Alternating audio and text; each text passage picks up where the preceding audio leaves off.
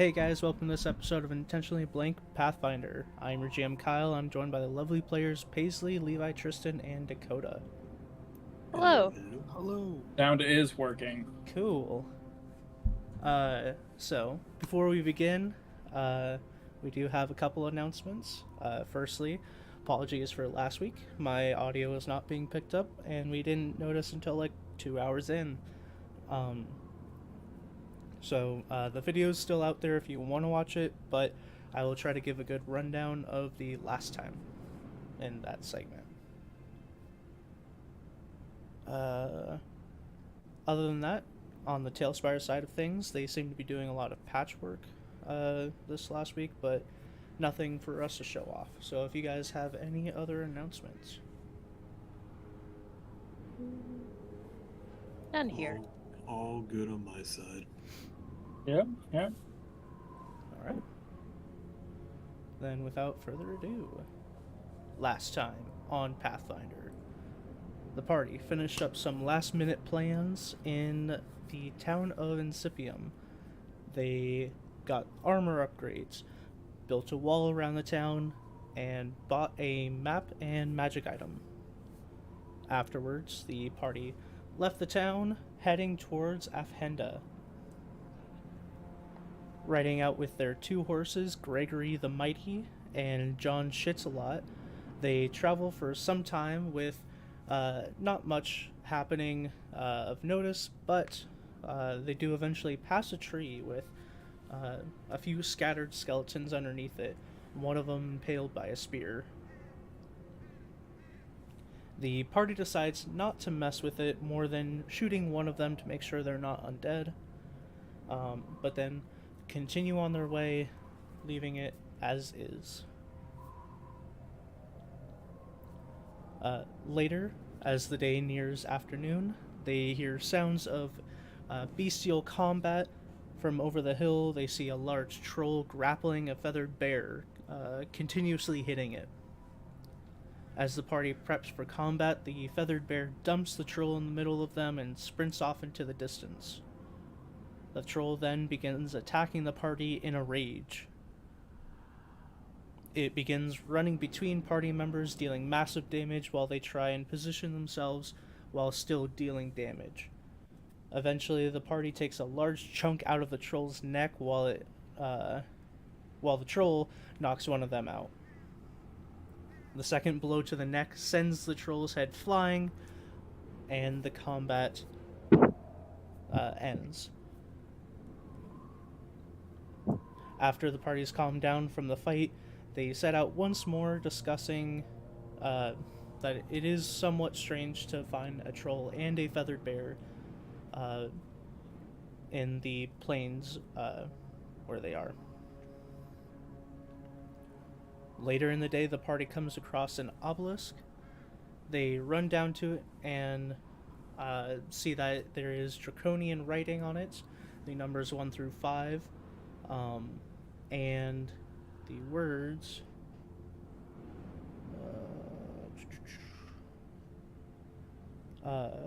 magic power does not always bring destruction. They then figure out that it is sucking in magic power from any magic spell being used around it. After putting 5 ranks worth of spells into it, the obelisk cracks in half, revealing a translucent stone swirling with color inside. Taking the stone, they continue on their travel. At nightfall, they set up camp. During their watches, a heavy fog rolls over, reducing their vision. They put up a wall of trees. Later still, they hear sounds of horses. Getting closer, the party finds 3 people from the Free Demons riding through the fog. They decide not to engage, as the 3 weren't heading in the camp's direction. Settling back in for the night, the party gets their rest. So, you guys, that's where we left off last time. You guys have settled in for the night. Is there anything else you'd like to do this night? Negative. Nope. Nothing here. I think I already did my nightmare spell tonight, so nope. Yeah. Okay.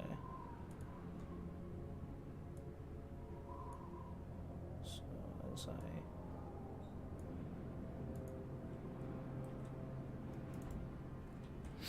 you guys wake up early morning, um, the fog has pretty much cleared, and the day Do we is get a rest? yours. You guys do get a rest.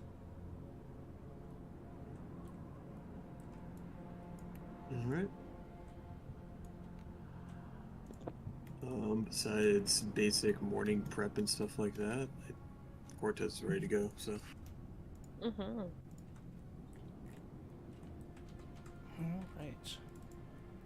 Alright. So, as you guys prep to leave, I would like whoever's driving the cart to Nature check? Nature, yeah.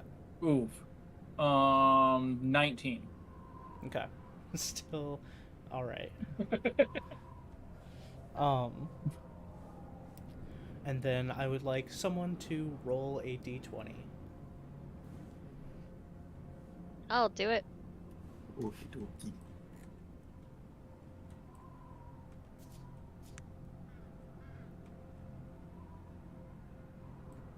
$19. Alright.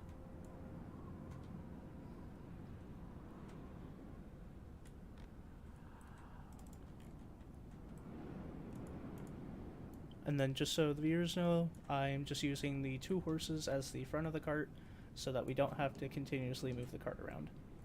Because we can't make the cart a creature that we can move. Yeah. Because the cart is a bunch of different props. But anyway. So, the first part of the day is fairly clear. Is there anything you guys want to discuss amongst your travels? Anything, or are you guys just sitting in silence?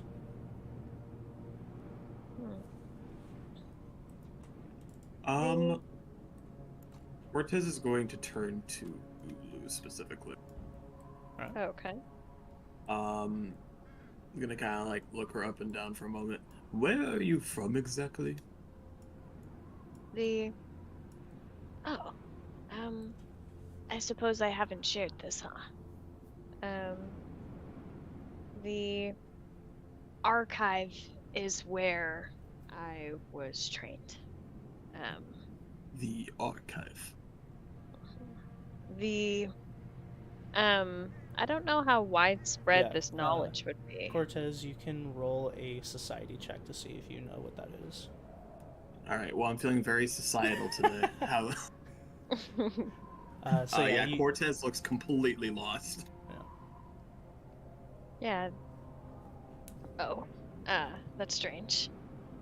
This is the, like, system of thaumaturges. We go there as kind of a hub. Our knowledge If you or need it data, for any reason, Kyle. okay. our database. Yeah. Most Just most okay. people are just Yeah. passing through the archive. Where is this Me, located? where is it located on the map again? Do Like- you want the clan? Yeah. Okay. It is Central Galeheart Order. Okay. Yeah. But yeah, I was raised there. After kind of finding myself without parents, I guess. Mostly I was an egg and was brought back there to be raised. So, Cortez nods Yeah. a bit. Do individuals that are not of your association allowed entry ever? Or is it more of a private secret society? no, entry is allowed. Travelers come through selling their wares. People come for knowledge. The thaumaturges are the collectors of the knowledge. Yeah, it's nothing so lucrative. Quite interesting. I wonder if we have any trade that way. Hmm. And you'll start pulling out a small book and scribbling in it. Do you miss it? No. I've waited my entire life for this opportunity now. Yeah. The reality is I grew up there and watched everybody else pass through. Meanwhile, I was cemented in place. So this is exactly what I wanted. Albeit the adventure is different than I anticipated. Quite exciting, right? Exciting. A lot of painful realities. Yeah, definitely a lot of painful realities, I agree. The dirt tastes really weird when you've eaten it multiple times. No. And he's gonna turn to Bergen slightly. Do you remember anything else spooky one, or are you still brain fog? Brain fog, definite brain fog. Maybe there's something we can make for you that will help for that.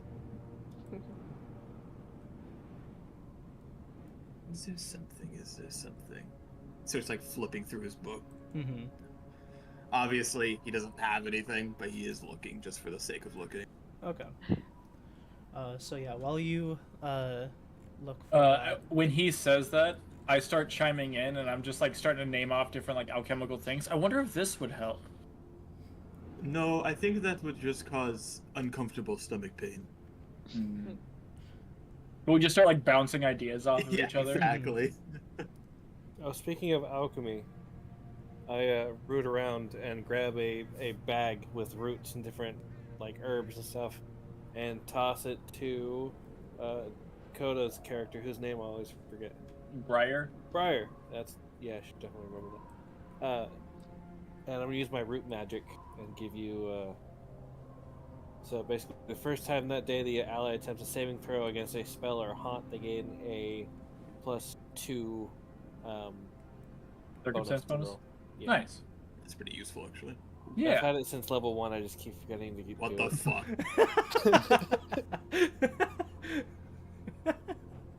it's a very special I was thing so to get on your happy, route. and now I'm so mad. I was like, oh, that's a cool pickup. I've done it a few times. I just forget to do it consistently. As you guys are talking and conversing about this, from the distance, you hear a large booming sound, almost like thunder is just struck. But you look up, and it is clear skies. So, using my knowledge with my weaponry and stuff like that, would I assume it was an actual explosion then? Or...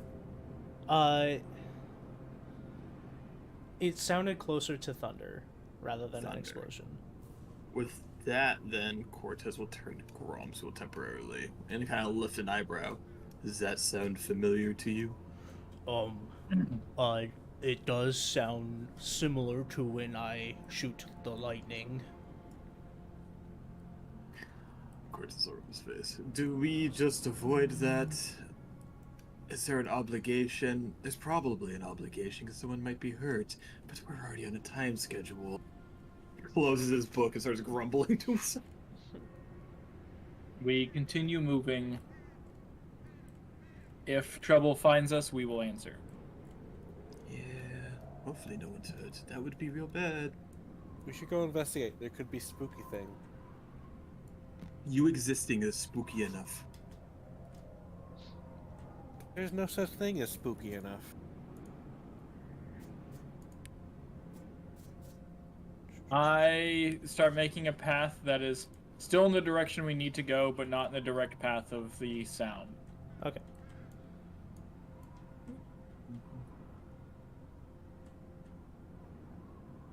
So there. And then...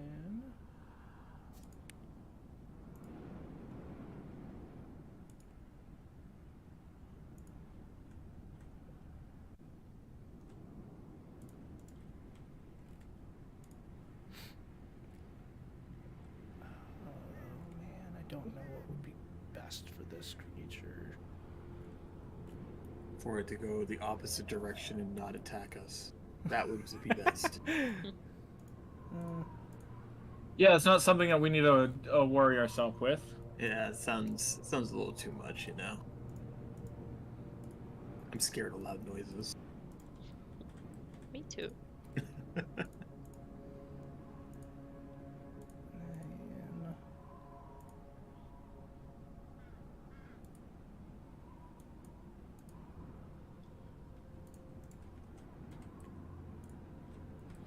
All right. You are not going in the direction, but you do see, after, 5 more minutes of travel, Not Rob.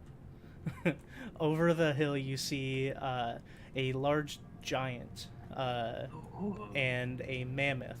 I don't have a mini for a mammoth, so it's a bear. Naturally. And in front of them you see a humanoid raising a shield and a large hammer, and it looks to be fighting with the giant. Cortez is gonna turn his head very slowly and look at everyone. You know what I'm going to say.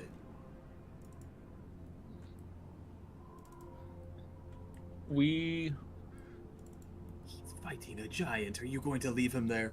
run if any of us are in danger. So, does that mean I get to shoot it? As I start steering towards. Oh, yeah, this is gonna be great. As you guys start Just, like, steering towards muttering it, to myself you see about the how giant again, like, swings down. It's called a ransor. It's kind of like a trident, but the sides are blades rather than pokey bits. And swings it down, and as it makes contact, you see the humanoid do like a backflip, hits the ground, and another thunderous sound breaks out as you see the ground kind of shatter under him. Is the one making that noise? That is going to make it difficult for me to stay close to him. I'm sure you'll figure it out. Or you could learn how to use a gun. As Cortez is starting to lift it to his shoulder. But you said you veer the cart towards them? I do. Okay. Are you just going at a normal pace going in, or are you like, yeah? At first, I as I turn, but as we get closer, I'm gonna like steer them off this way and jump. Okay. So as you guys get closer with the horses and you jump off, Grumzul does take the reins as you leave. I'd like you guys all to roll initiative. Why is it everybody's business is our business? Did I roll a nat one? I rolled a. Oh no, Preston rolled a nat one. That was my second one in a row. Let's go! Oh god, you guys. Since I was steering the horses, can I use nature? You can. Okay, it's a 19. Okay. Do I use the hero point? Nah, let's let it be a nat one. It's fine. Okay. Ulu. I got a 19. All right. And then Cortez. That would be a total of 15. All right. And Briggan. 25. 5.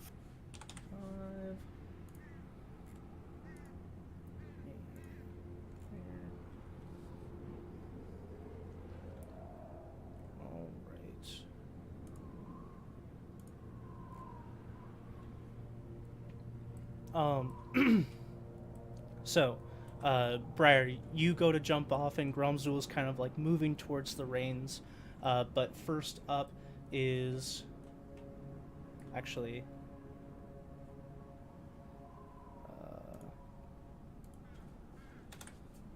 the mammoth.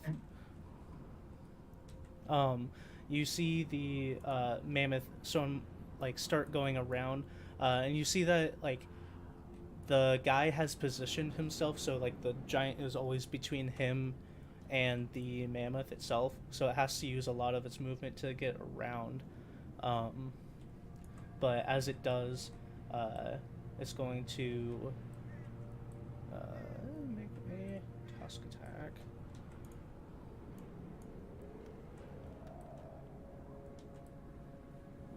I'm gonna get some music on. Music time.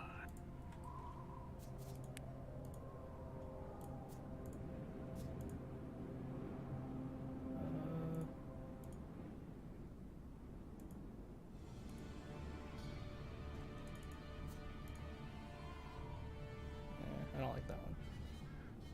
I'll do this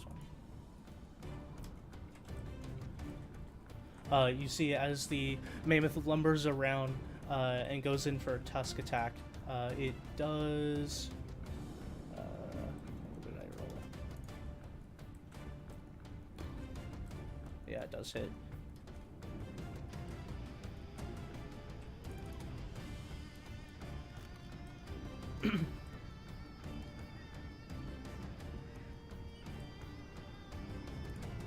As you see, it impales the man in the side, but he does like kind of take the blow, skid a bit, and then get his shield back up. As the mammoth does this, you see the man look over to your group, now turning the cart, getting ready for battle. And just says, more joyous than you would imagine. Kind of like waves his Is that hammer. what he says? More joyous than you would imagine. Waves his hammer in your direction, says, "Oh, hello! If you could all help with this, I think I've bit off more than I think I could chew." With that, he is going to reposition himself on the other side of the giant. As he does, he seems to, it definitely seems like he has combat prowess in the way that he moves. Now that he's on the other side of the giant, you can see his gear more clearly. He has the hammer and shield that he is using, but across his back it looks like he has a giant pickaxe as well as a bow. Interesting. So he seems to just be like, and then across his armor you see just like a lot of buckles and pouches. It seems like he is geared up to the neck. Should have been geared up to the chin.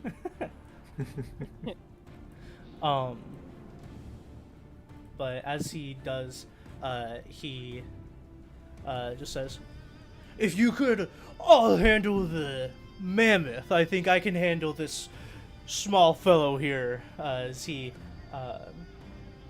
switches his gear much quicker than you would imagine that you guys could. He puts his hammer and shield away and pulls out the pickaxe with like one movement, and then makes an attack with the scythe. Or not scythe, but pickaxe.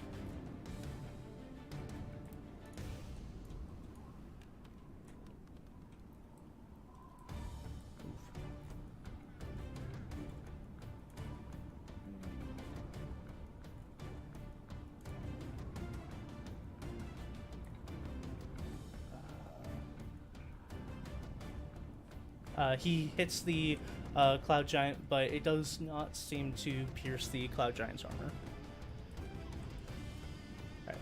Alright, Brigand.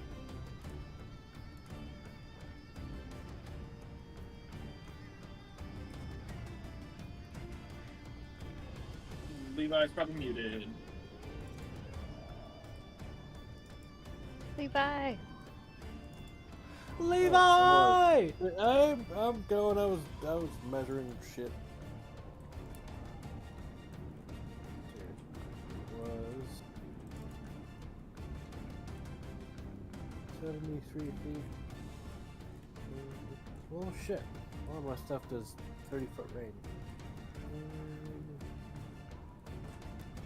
range. Same as last time. You can move, jump off the cart and move. It will require an acrobatics check, just so you know. Yeah. Alright, well.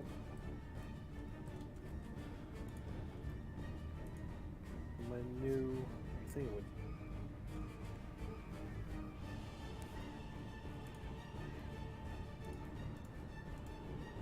Yeah. Alright, so I'm going to hop off the cart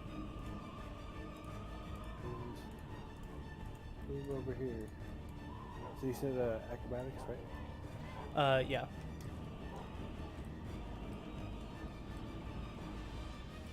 That's a 22. 22, you're fine. So yeah, you jump off the cart, kind of already moving in that direction. It just gives you a little bit of awkward footing, but you're fine. Okay.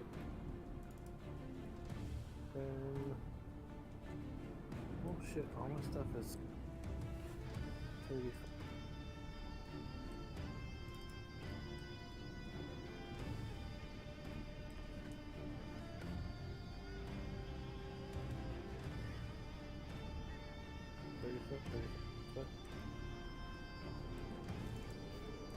Takes 3 actions. I'm going to just cast my needle darts Okay. At which one? at the mammoth. Okay.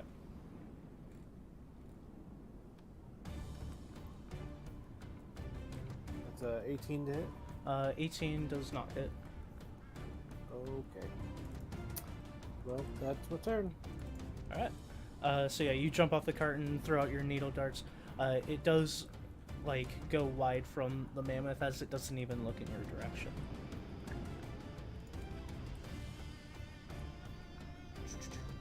Cloud Giant's next.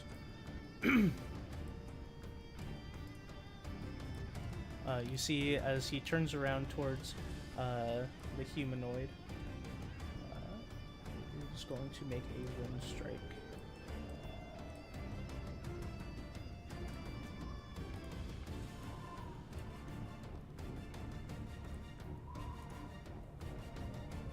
Yeah.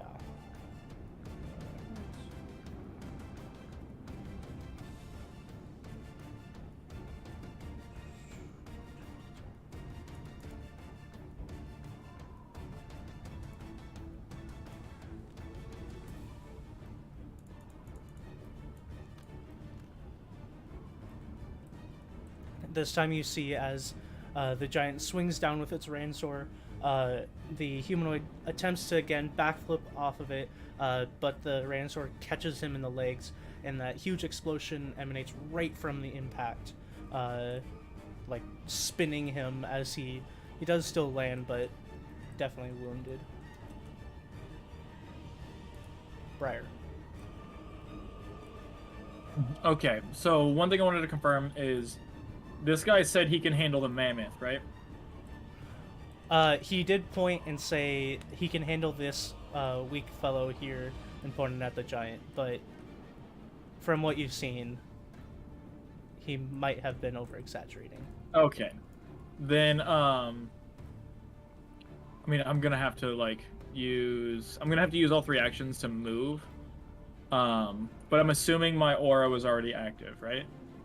Yeah, if you knew you were going If I knew that I was about to come over here, I probably would have activated my aura. So I will move. Actually, I could just do this. And then attack once. And then my next turn, if I need to, move forward. Yeah, I'm going to do that. So I will do an acrobatics check. Or Okay. whatevs. That is a 18. 18, you're good. Okay. It is slightly above the DC, so you do stumble slightly, but not enough to impede your movement. Slow me down at all. Yeah. Yeah, I jump off, stumble a little bit as I move forward, and then as I get here, I'm gonna do a 1-action elemental blast. Okay.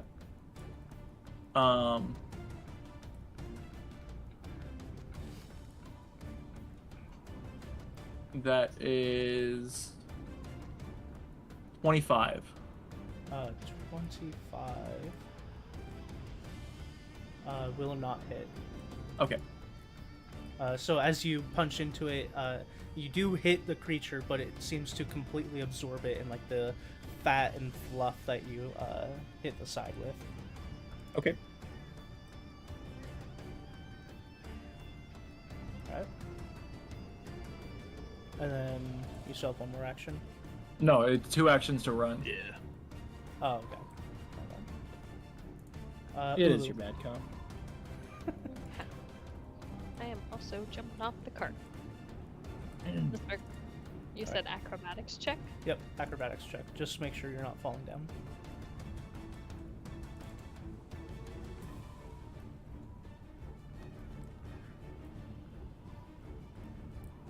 Okay. That is an 18. 18, you're good. Again, same with Dakota. You stumble slightly, but not enough to impede your movement. Whoop.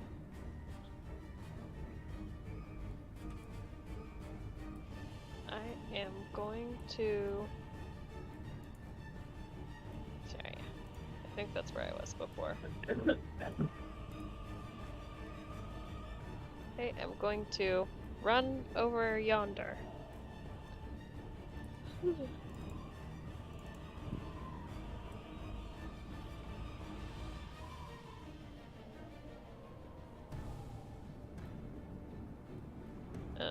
So I dash that way. Okay. Use 2 actions to run. Yep. And then I'm going to assess this creature. Okay. This one? Mm-hmm. Alright. Make your Phew. roll. Okay. We got 30, right? That's a... Yeah, 31. Alright, that succeeds. Yeah. So what information do you learn? I would like to know his weakness. Well, when she does the exploit of vulnerability, it's always just the highest weakness. Okay. So you know this creature to be a mammoth. You know that mammoths in general do not have a specific weakness. But this mammoth in particular is scared of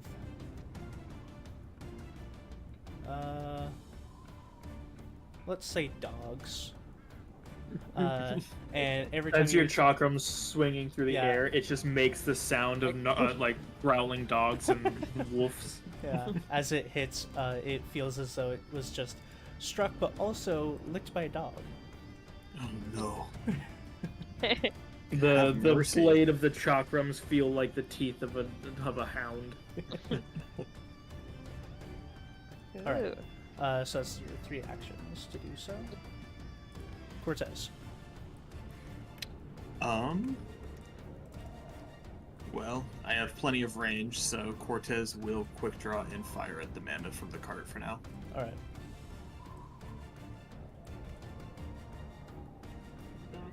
I'm gonna use a hero point.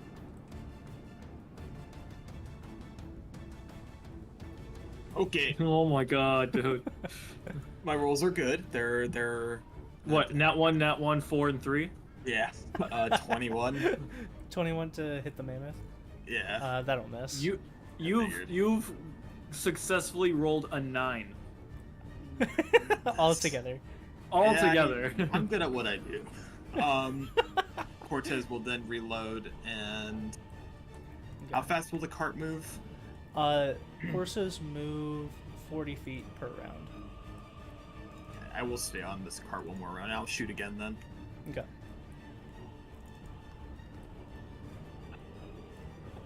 Alright, I don't hit with that either. That's my turn. Alright. So yeah, you fire, reload, fire. Both shots kind of like hit the fluff, but they disappear into its fur, and you don't see any visual change in the mammoth's behavior. Gotcha. Cortez will also look to Gromzul. Once I jump down, do the same thing as last time. He nods and furrows his brow as he's still trying to grab at the reins. He hasn't gotten there yet. Gotcha. And yeah, that will be my turn. Okay. On Gromzul's turn, yeah, he does successfully get the reins.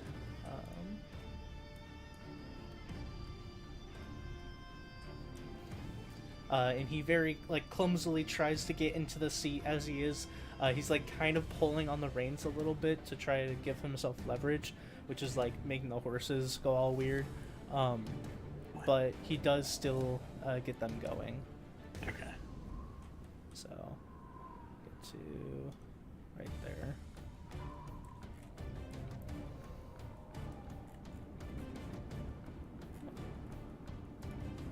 The mammoth's turn. It turns towards you guys, as you guys have all been attacking it. But he's noticed? None of us hit.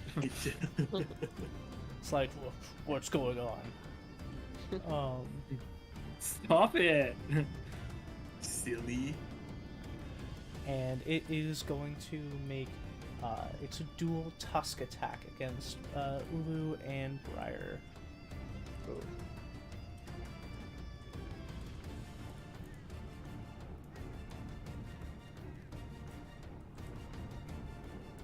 Oof. First one's a 23 against Briar. Miss.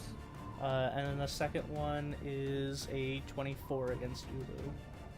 Miss. Yeah, it rolled bad. That's rolling bad? Yeah.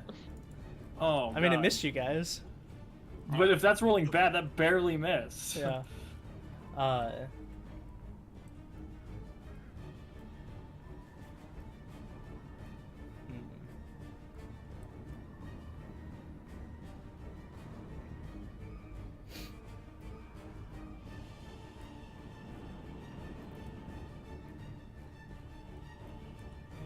guess it's just gonna go in for a trunk then.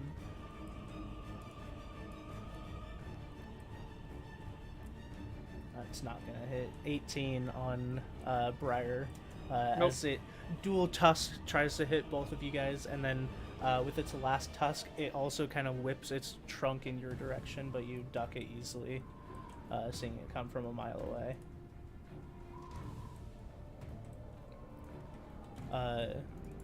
You see as the humanoid, again, like with quick succession, puts the pickaxe away and takes out the shield and hammer again. And then with the hammer, yeah. Is going to make a vicious swing.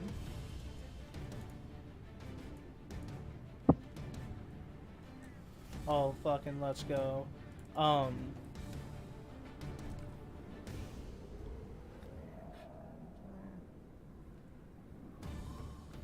it's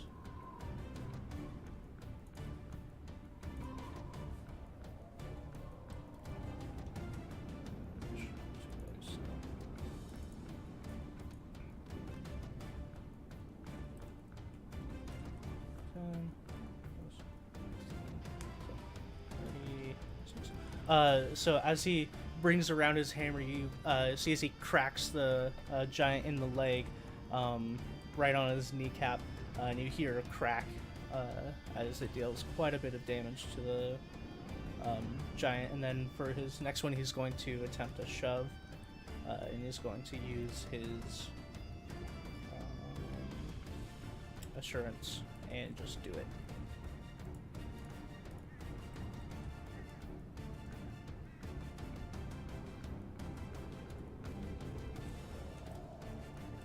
So he swings around his hammer, cracks it in the knee, and then pushes the giant in the chest backwards a little bit. Friggin'. Alright. I'm going to first move 30 feet. And then should give me a range. And then I'm going to cast Impending Doom. Needs to make a will save. Okay. The mammoth, right? Yeah. We'll save 28. God damn it. Alright. So, first round, nothing happened. And then, second round, it becomes flat-footed. And on the third round, it becomes frightened 1. And at the end of the third round, it takes half damage. Okay. You will have to remind me of all that when it happens. Okay. Alright. Is that your turn then? Yep. Alright. So yeah, you successfully... You get the cast off and it falls over this creature. Doesn't seem to take effect immediately, but you know it will. The giant...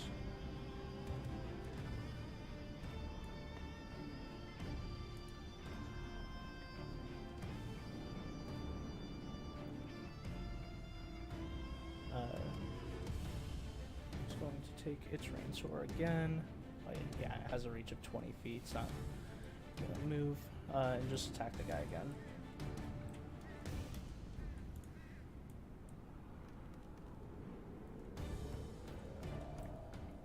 This time.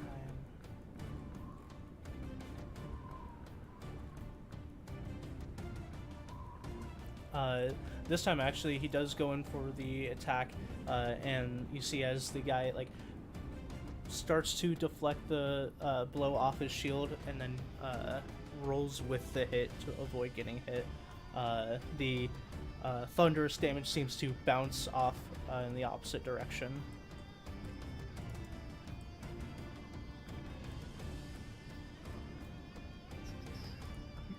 Briar. Okay. I'm going to... This is going to be kind of an uneventful turn. But I'm going to activate my... Oh, I forgot. Okay, never mind. I thought Ravel of Thorns was a 2-action thing. I'm going to activate my Ravel of Thorns and move to here. Alright. Ravel of Thorns is the aura around me that's pretty much difficult terrain that they take damage if they move. Okay. And then my third action will be, I'll just raise my shield. Okay. Cool. Ulu. Yeah, and as you activate your Ravel of Thorns, you see all like the ground like start erupting with roots and like barbs as they somewhat start to wrap around these creatures' legs. Mm-hmm. But Ulu, you are up. And if you were talking, we can't hear you. I think she actually fell asleep. Give me a second. Okay.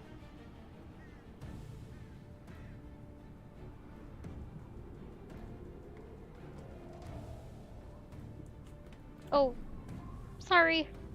I missed it. Okay. You're up.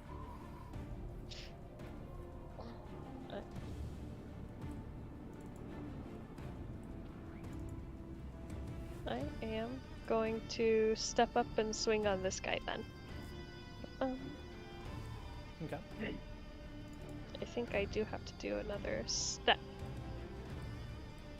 Unless you use your whip. Yeah, your whip would be able to reach, but if you're trying to hit with your Chakram. chakram, then it will have to be a move first. I would like to use my chakra. Okay. So yeah, you move up and you attack. Okay.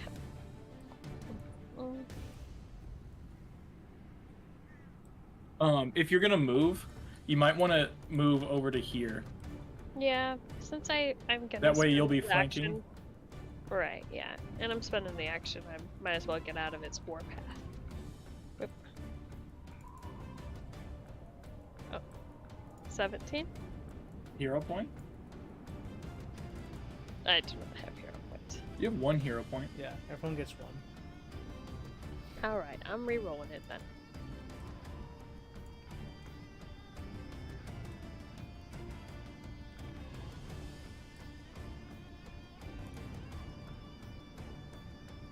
Wow. Hero points are a fucking lie. It was never meant to be. I don't feel like a hero at all when I use them. So yeah, you step up and you're worried about the Ravel of Thorns, even though it doesn't affect you. And as you're looking down, you strike up and are just a bit distracted during your turn. Well, dang.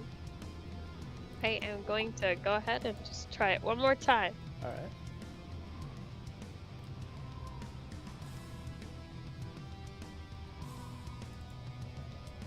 Oh, Guys, never mind. We're come doing our on. best out here, okay? Please roll What It do was you a want Eli. fun. from us? Cortez. I cry. Is that a free action? No, I'll take another shot. Okay.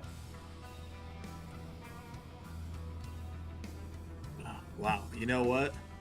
Take that. That's gonna be a 28. How are we feeling about that? 28, that will hit. Awesome. I am then going to activate my talisman, and it'll give me an extra 2d4 of piercing damage as well on hit. Alright. This.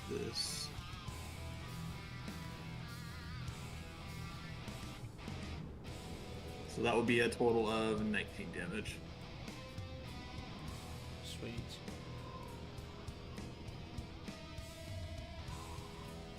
And then on that, I will reload and jump down.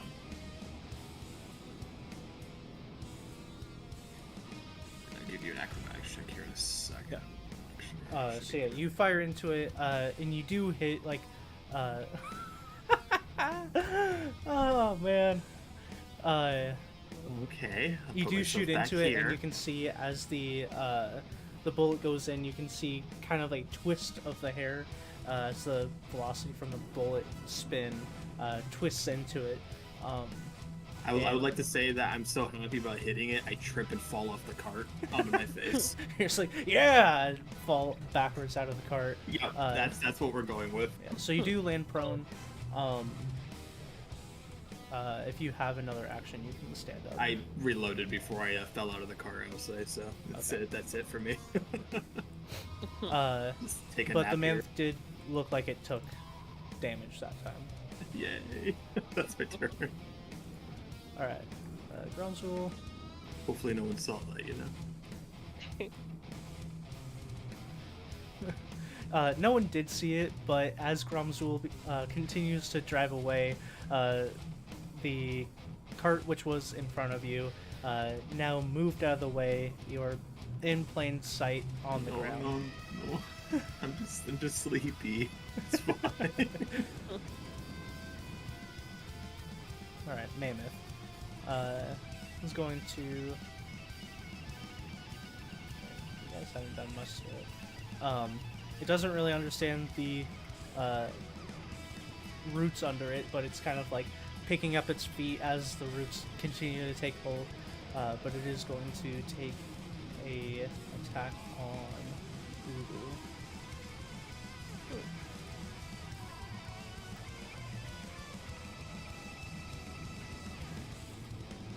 27.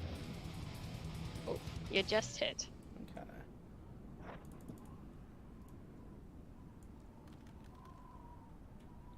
Okay.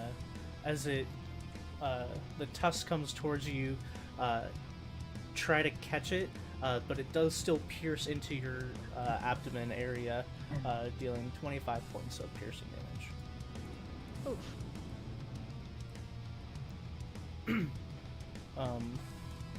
With that, it will turn around and try to hit Briar with its tusk. Probably not. That is 24. Nope. Yeah. As it spins around and tries to hit you with its tusk, you can see the tusk still around your head. A large puff of hot air just shoots out of it at you. It's clearly frustrated. Humanoid going to again change his weapons. This time he is backing up.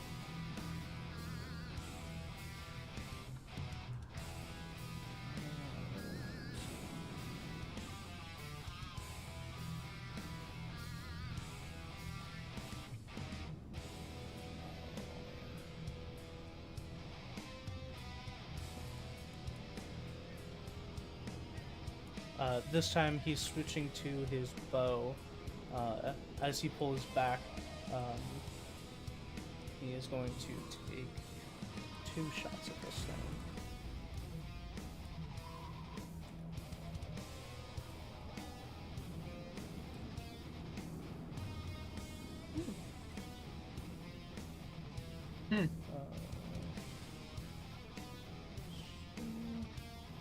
You did not roll those as a DM. Yeah, I forgot to. Those are some pretty good rolls. Yeah. So they both hit. One of them was a crit. So that's deadly.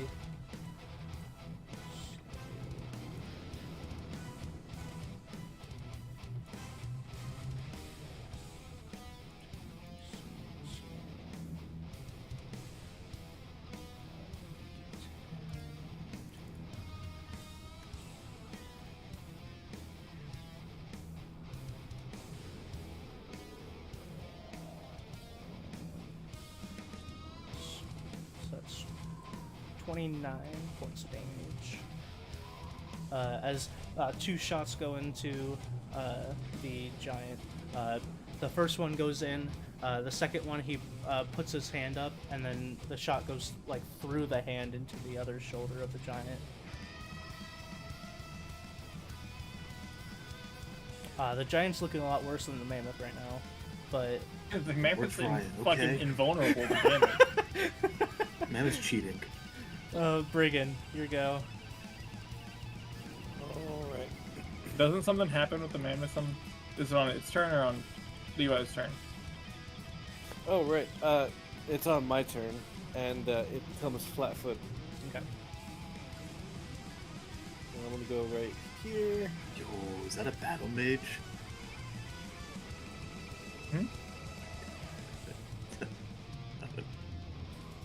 So with this line right here, I'd hit the mammoth and the giant and no one else, right?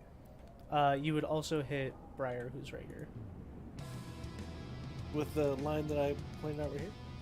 What if I go like that? I mean, lines are normally 5 feet across. yeah. Normally, lines are 5 Oh. feet across, so And you would hit them unless I would say, depending on what the spell is, you could angle it up because both of these creatures are fairly tall. The it's, minis are- it's enervation. So I extend the finger. I fire a beam of negative energy that weakens the life force of any creature it touches. I'll allow it. Each. Okay. Yeah, they since both it's a mammoth and a giant, they stand. Does it well do above. void damage? No, it's a negative energy. Damn it. Negative Yeah. energy is void damage. Oh. Okay. Then yes. It's time. Quick, take these fruits. Quick. Everyone. Needs to make. They both need to make fortitude save. Okay. Yeah, that's something that still hasn't been Ooh. updated yet, but I rolled a 2 and a 3, so probably not. A fortitude. The mammoth got a 21, Fail. and then the giant got a 28. That's a succeed. Okay. Damn. Alright. Alright, so for the mammoth, which failed, it is 48 persistent negative damage and 48 becomes drained. persistent damage? Yeah. And becomes drained 1. 4d8. I got it, Kyle. Thank you. And then the giant, which succeeded, has 2d8 persistent negative damage. Okay. And then trained on the mammoth, you said? Yep, drained 1. Okay. Cool. So yeah, you do I- see as fatigue takes both of them over. Do I roll the damage, or is that... Persistent damage is after? at the end of their turn. Ah, okay. So just, I will put purple on their bases to remind us.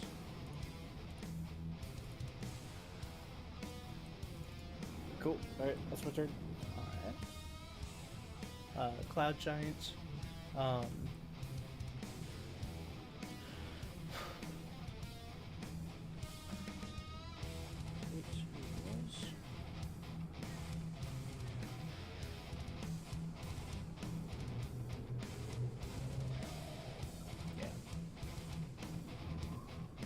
You see as it goes down, puts its fingers in the ground, clenches, and then pulls out just a chunk of rock and hurls it at the humanoid.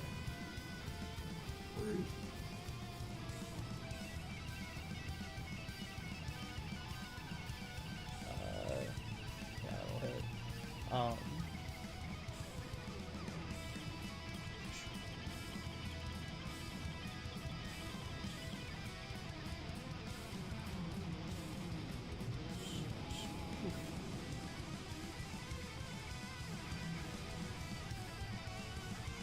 that humanoid's looking pretty rough. As as the rock comes and hits them, they try to like put up their arms in defense and take the blow, but it like bloodies up their whole arms and they're looking bad. Someone's a little overconfident. The giant's then going to turn around and strike at Briar with its ram sword. Okay.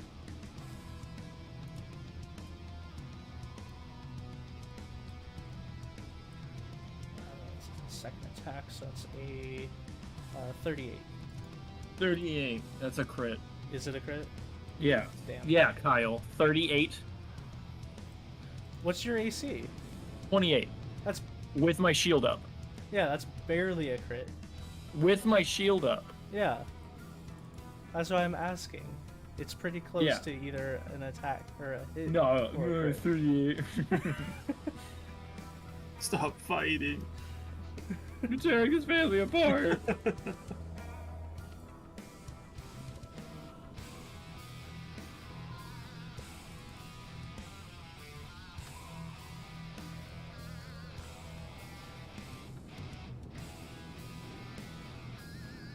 So that's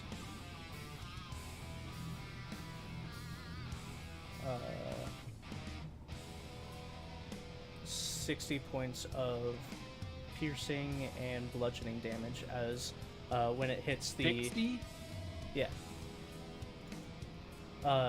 as when it hits the explosion happens around you. I need Okay, you well, I'm gonna turn it to 55 with shield block and use my reaction. okay. And then I'm going to turn it to 78. Or, not 78. 58 Okay. with my temporary HP. Okay.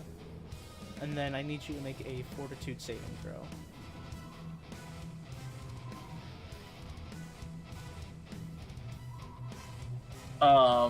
33. 33, you are fine. The sound is nearly deafening.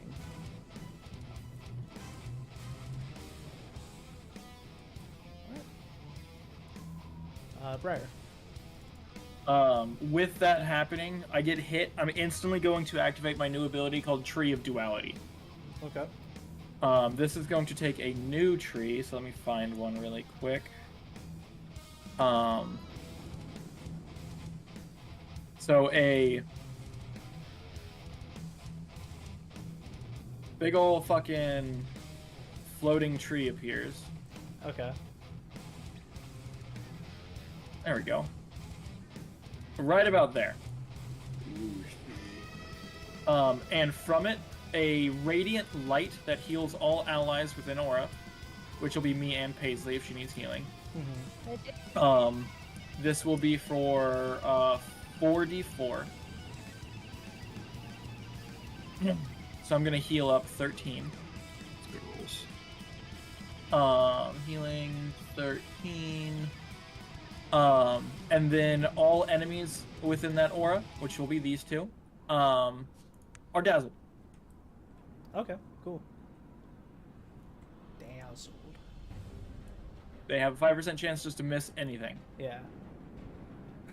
Mammoth has a lot of stuff on it now. That is my entire turn, though. That's a 3-action thing. Okay. Dope.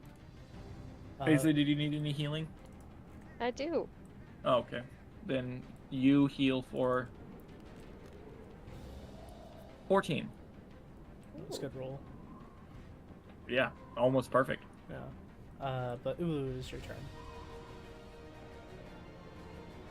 Okay. Add another 14 real quick. Nice. Okay, I swing with Chakram again. Okay.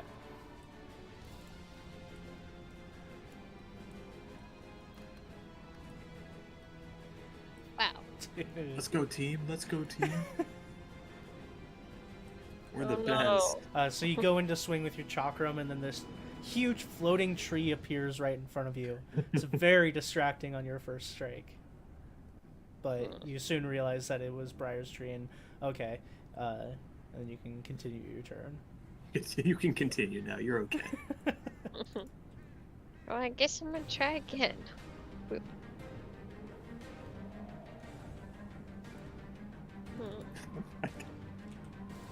This is all just cursed. What'd you do to our dice? Yeah, bad run. Okay. I guess I'm gonna attempt to demoralize Mr. Mammoth instead. New approach. New approach. Who?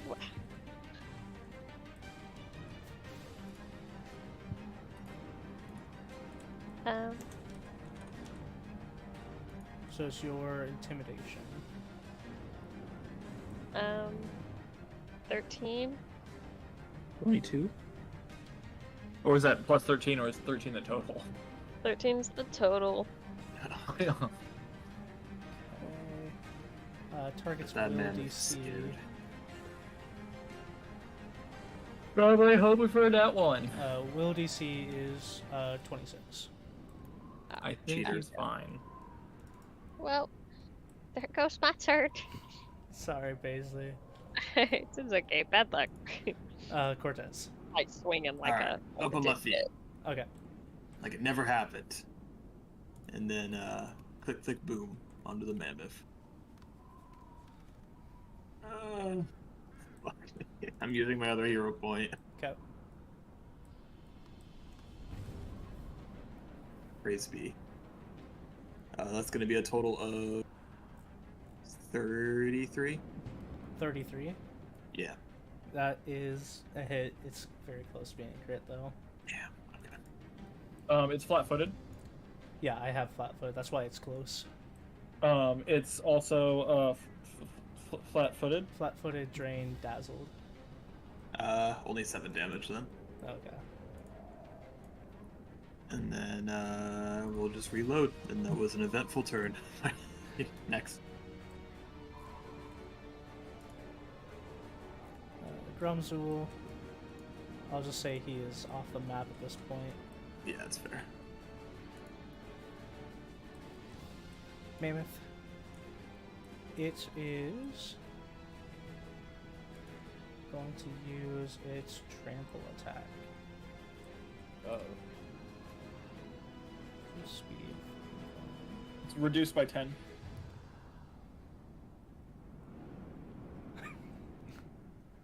Leave me alone. So you see, as it begins moving, it's ripping the, like barbs that's surrounding its legs. It also takes 6 yeah. points of damage. Okay. Oh, we're in turn. Oh wait, is this on soil or water? I guess I would call it. Then 12 soul? points of damage. Okay. I'll have to look into what they think is soil. Literally dirt. Okay. Like, it's as long as I'm not on rock or wood or, like, if I'm on natural, like, Okay. where plants would grow. Okay. But yeah, as it's ripping through those, it finally gets free and charges through both Ulu and Brigand.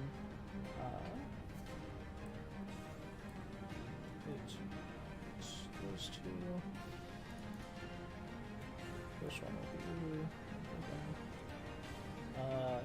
Ulu, that's a 28 to hit, That will hit me.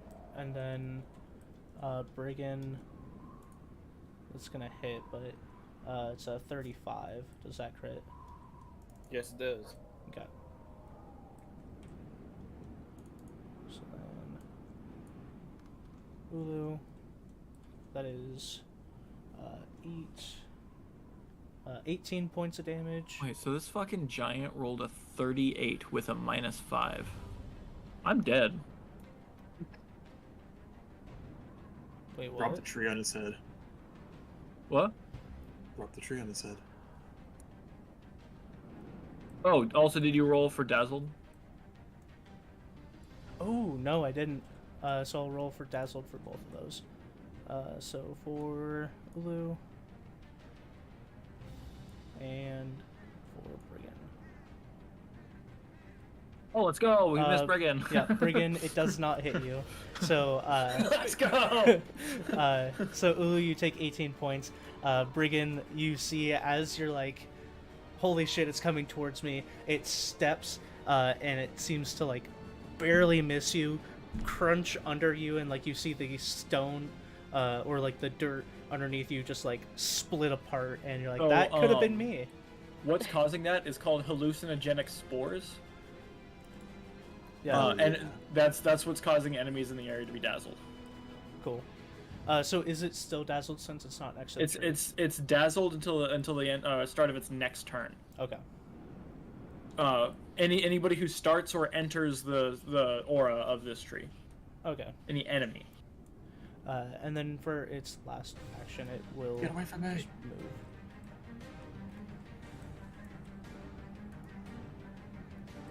Rob.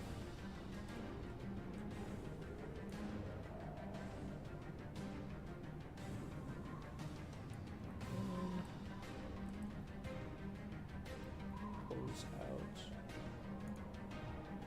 his penis.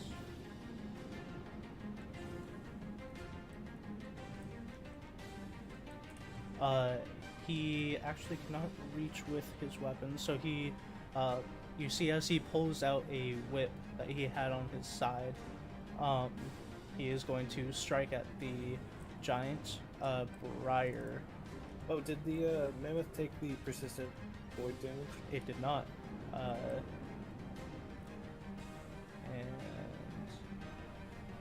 yeah. So how much is that? 4d8. 4d8 if you'd like to roll that. 19 point. Damn. That's real good for persistent damage. Holy shit. Does it get a save at the end of its turn or anything? I believe persistent damage has a base 15 actually. Sometimes it depends on what kind of persistent damage it is. Like if you're bleeding, you have to try to stop the bleeding. If you're on Right. fire, you have to try to put out the fire. If you're sickened, you have to like retch it up. It doesn't say. Okay. It says takes the persistent damage and becomes drained 1. Or what spell? It's Enervate. persistent damage across the board. After you take persistent damage, roll a DC 15 flat check to see if you Okay. recover from the persistent damage. Oh, okay. Has the giant gone since I cast the spell? No, it's next, I think. Okay, Okay, the persistent damage on the mammoth is still on. sweet. He failed both of his flat checks. Sucks.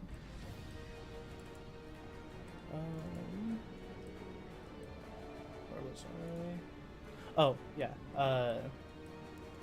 Rob, the humanoid. He takes out a whip. Briar, you do recognize this whip as a special whip. It is woven from vine that you would see a lot of the druids using. Base kinesis, destroy it.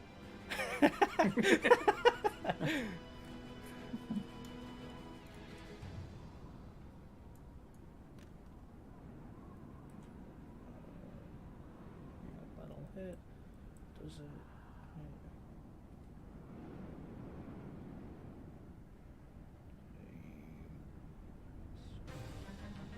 No, that won't.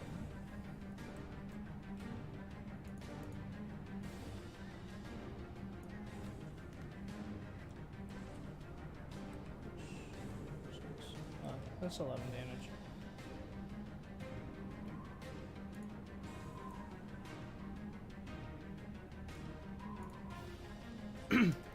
As he whips across it, as he pulls back the whip, he will do his quick swap again. He now has his hammer and shield out. Great. Brigand. Alright. So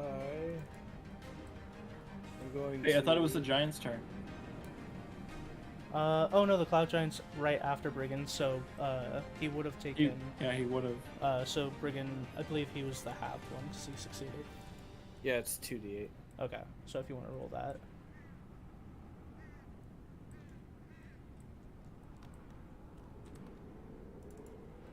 9 points. All right. And then he would have rolled. It was a 6. So Brigand, your turn. All right. I am going to. I don't know how does the charge stone work if I want to use a It's spell. one action to interact, and you can either put as many charges in it as you want, or take as many charges as you want. Okay. I should probably. So I already assigned spells to it that I thought I probably would. It's not spells themselves, it is just the charges. So right now it has 5 charges in it, and you could interact with it and take like 3 charges out and recharge one of your 3rd level spells.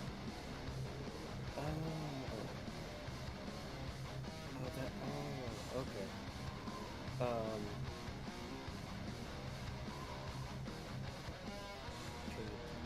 Okay, I'm going to do that to recharge a 3rd level spell, Okay.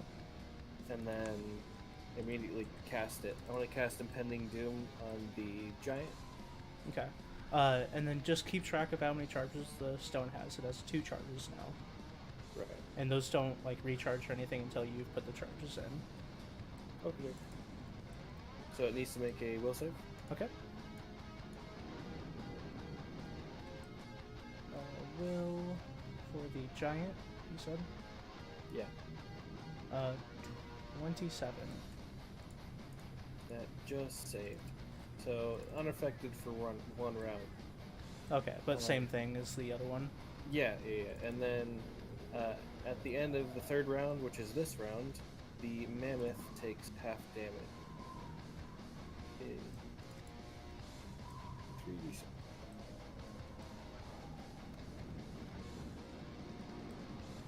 So 15 points of damage. Okay. Those sustain spells?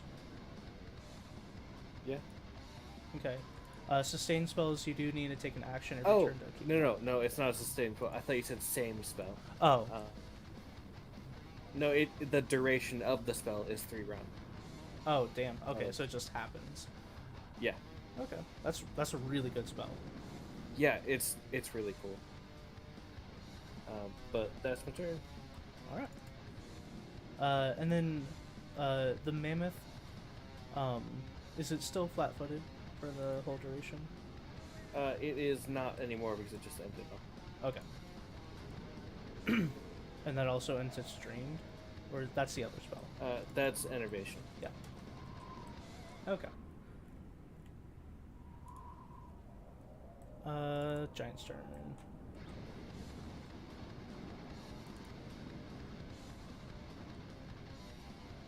It is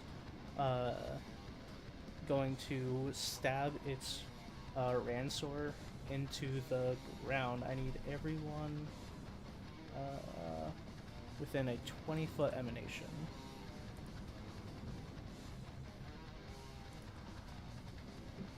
So I guess that's just Briar and Rob. I need you both to make Wow, I a was right. fortitude save. What? It's gonna be real hard for me to stay close to this guy. Oh, yeah. I'm going to activate this shield card. Okay. Oh. Okay, 1 second. Let me look at what that does again. I'm pretty sure it just allows me to reroll, right? Yeah. But it might be a You reroll also with a have that +1. save that Levi gave you. Oh yeah, the +2. I was just about to say something. I don't know, but I don't know if Paisley's is after I know the results. Mm-hmm. Let me see. Okay. So. Because right now it's still um, 25, 26, 27. Mm-hmm.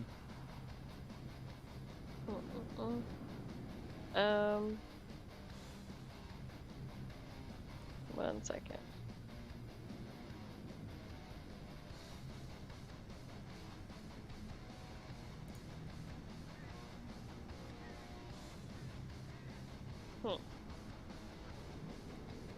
So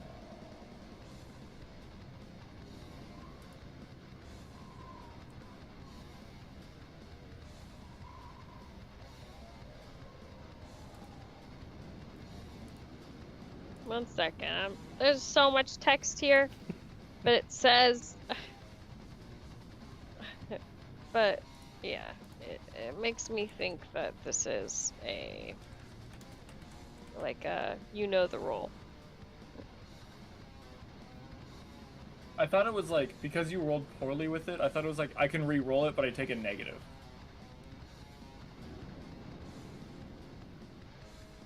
Oh, so it has a critical success, but the wild card does not grant a status. I think you have to roll for this too?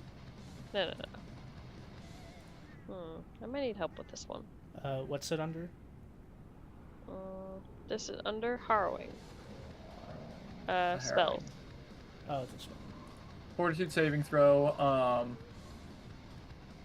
As success. So the target to do. Fucking whole book of text. Yes. The creature can expel the wild card to immediately re-roll any associated check. But Yeah. I have a -4 to the roll. So I can re-roll this. On average, I will get at least the same.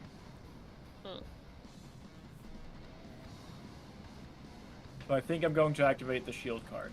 Okay.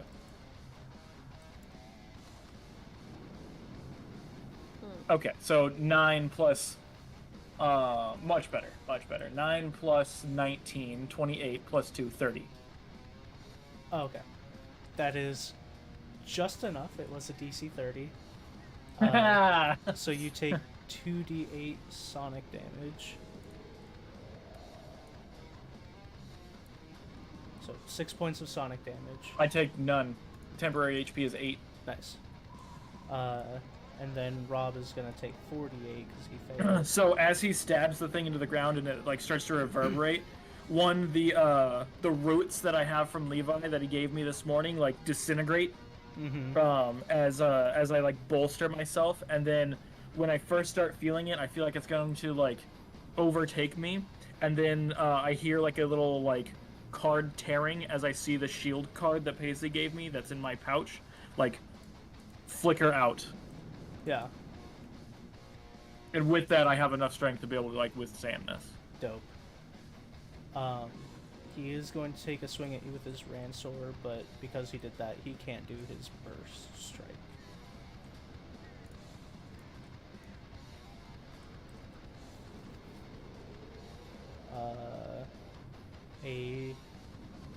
Dazzled.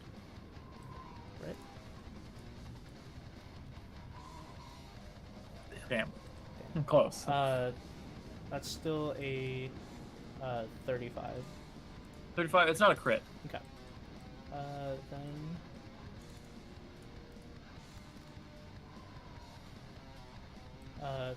26 piercing damage.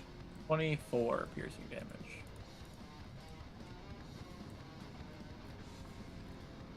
Yeah, and this time you feel a distinct difference as it is just a Ransor strike rather than a Ransor strike and the explosion. Briar, your go.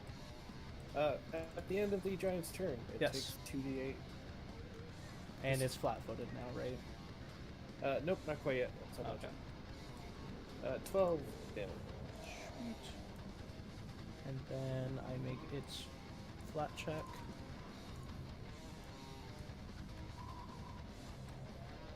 The Cloud Giant is no longer taking the persistent damage. Yeah, we see that. Okay, Briar. Damn. I'm rolling that 20, not in DM screen. I am going to dash of herbs for injuries on myself Okay. to heal 24 points of health. Nice.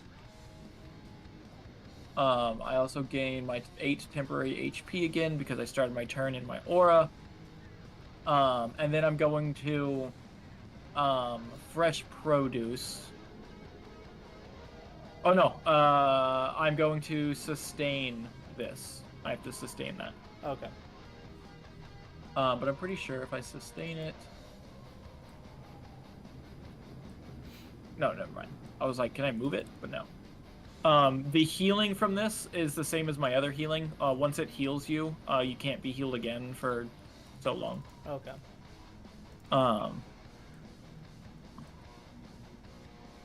But it keeps everybody dazzled. Okay. But that is my turn then, because Dash of Herbs is a 2-action thing. Right. Ooh. You just got trampled, but you're still up and moving. The giant is still right here battling, and the mammoth is over here with Cortez. We're having a moment.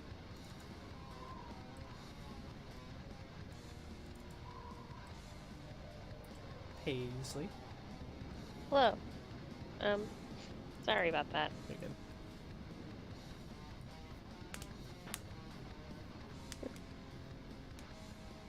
Okay.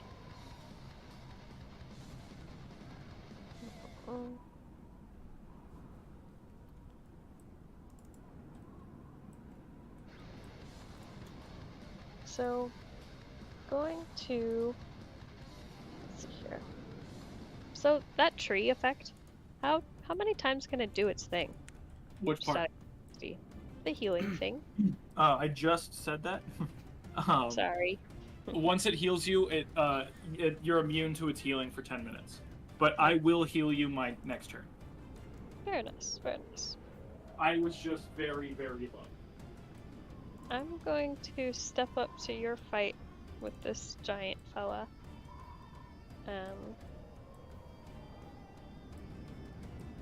Shoot.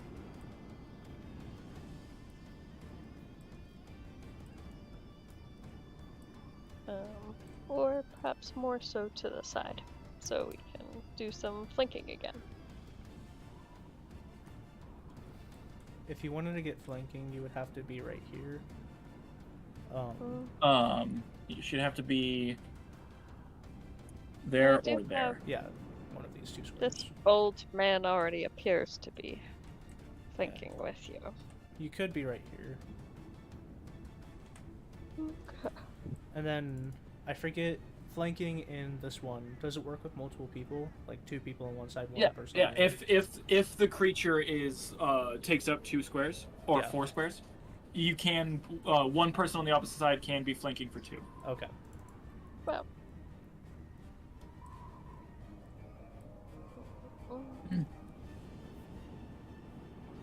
One second. Have a hard time with the stupid line.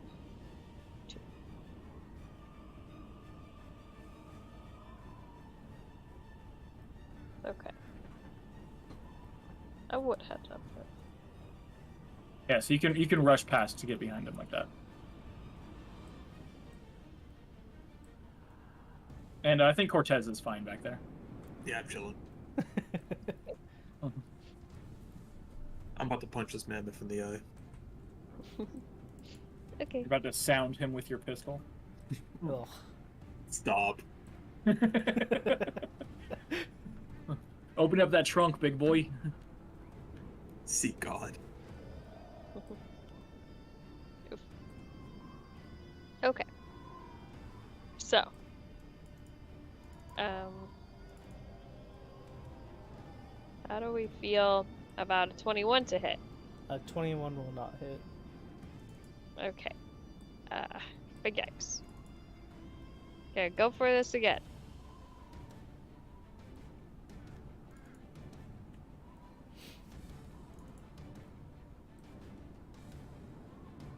Oh.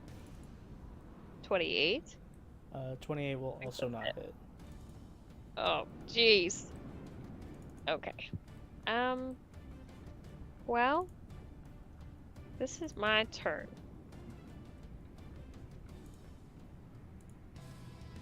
Bad Okay. bit of luck over here. So yeah, you run behind him. Oh, actually, a 28 with flanking does hit. Oh, okay, okay. Oof. Jeez. Okay, so he has either 29 or 30 AC. Mm, Damn, Roll Paisley, one. you're rolling rough. Alright. She has So a lot of that is- bonuses, though. Yeah, That is 8 points of damage. sweet. Yeah, so you sprint along and like slide up behind the giant, slashing at his calf as you come by. Cortez. little. A mammoth is now in your face. I'm going to. I think it's called something different, but basically disengage first. You Just in can, case it- yeah, you can step, so you move 5 feet without invoking attacks of opportunity or whatever they call Just it. to make sure. And then I am going to activate the talisman of my armor. I'm gonna pull it up because it's a new one. A storm feather. And basically I get fly. Okay, cool. And I am going to go 25 straight up in the air. 25. And then I'm shooting down at it. All right, Last that's action. dope. Yeah, it came in clutch there. Hey, that's a good roll too, Jesus. That will be a 37.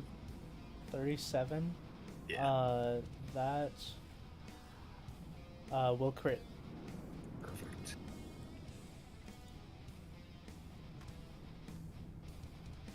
Holy shit. Yep. That's 60 damage altogether. Holy shit. You didn't need help at all with the mammoth. Fuck that mammoth. Yeah, I'm gonna give you this even though the battle's not over. How do you want to do this? Oh, fuck Bah. yeah. So, when he steps back, he's gonna fly up, and the way it's gonna sound kind of weird, but he's gonna like twist his gun as he's flying up to shoot it under the chin, so the bullet goes flying up with him, basically, and just completely brains this thing. Dope. This sounds it so hard.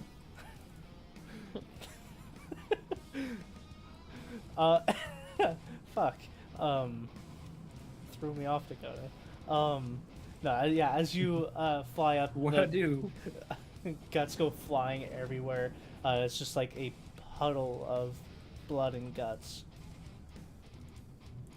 We're good over here. Told you. And Fair that's enough. my turn. All right.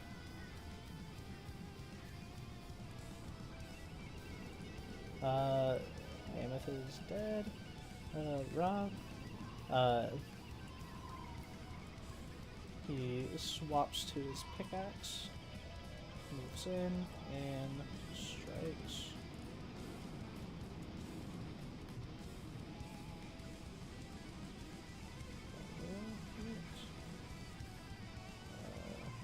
Robert.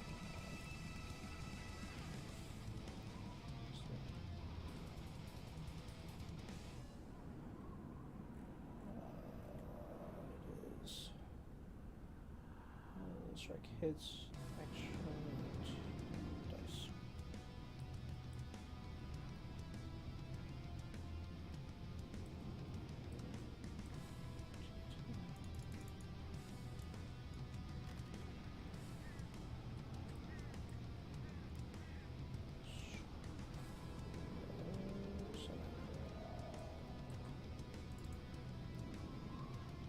Alright, so you see as he steps forward and pulls the pickaxe out, and as he's pulling it out, reaches into a strike and stabs the giant right in the back, pulls it back with a streak of blood. But that is Brigand's turn. Alright, start of my turn. The giant becomes flat-footed. All right.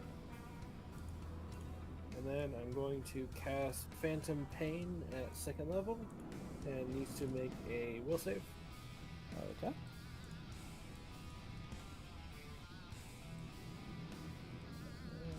Uh, 30.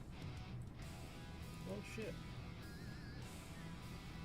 Alright, so takes full initial damage, 44 mental damage, so, shit, 8 damage, and, yeah, nothing else. And then I'm going to... With that damage, you see like blood start coming out of its ears as it grips its head.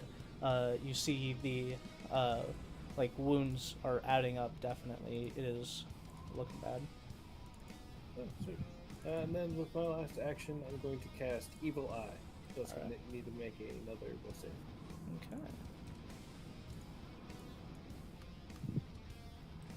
Okay. That's a lot.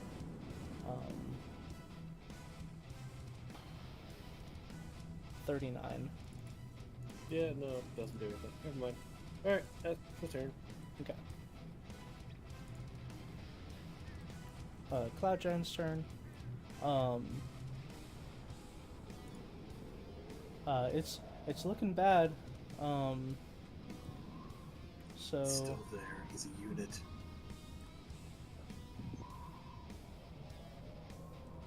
it's going to take a wild swing behind itself. So I'm gonna say 1, 2, 3, 4. Whether it hits. It is going to hit Ulu.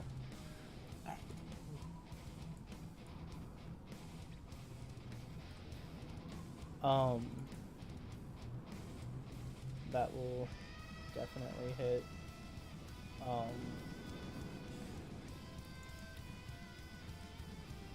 Ulu. Yes. What's your AC? My AC is a 26. Okay. That will crit. Oof. Okay. This is gonna be a lot of damage. Did you roll for Dazzled? I did not roll for Dazzle. Dude, if this fucking...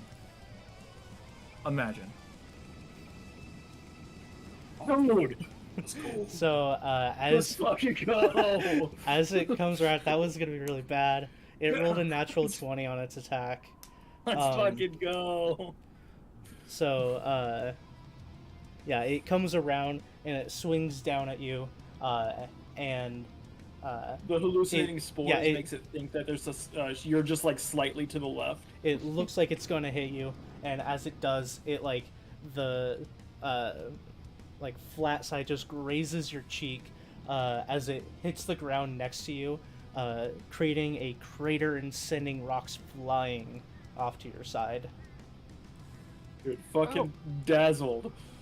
It's worked twice so far. Yeah, that was clutch. Casey, I was gonna kill you. Yeah, Briar. you sure were. Okay, first thing I'm going to do is... I was gonna drop the fucking concentration on this tree, but I don't know now. So I'm going to sustain the tree. And then I'm going to watch Kyle randomly roll. I was just saying how much it would be. What you got there? Then I'm going to Dash of Herbs injury for Paisley. It would have been 86 points of damage. Oops, ignore... Actually, no, never mind. 25 points of health. 25. Nice. Nice. Okay. And then that's my turn. All right. I have attacked a singular time this combat. Ulu. It's probably for the best. I mean, like, you've been doing a lot to keep everyone up. Yeah. Yeah. And this fucking tree, dude. Yeah. It's my turn.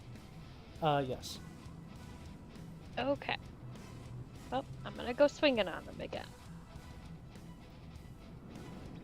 My life flashed before my eyes. You want to redo your esoteric thing on this guy? Oh, that's a good idea. Whoop, but I already swung it. I mean, you can just use that roll and say it's an esoteric roll. If you want Can to do I? that, you can. Okay. I was about to say, it's like, you don't actually decide that. Oh. Thank you. Okay. For the esoteric, then, it is a 30. That is a success. Nice. Tell me this So this is a cloud giant. They don't inherently have any weaknesses. But this guy is afraid of getting his beard cut, so all of your attacks now look like shears. That's valid. I would fear that too. Fair. Okay.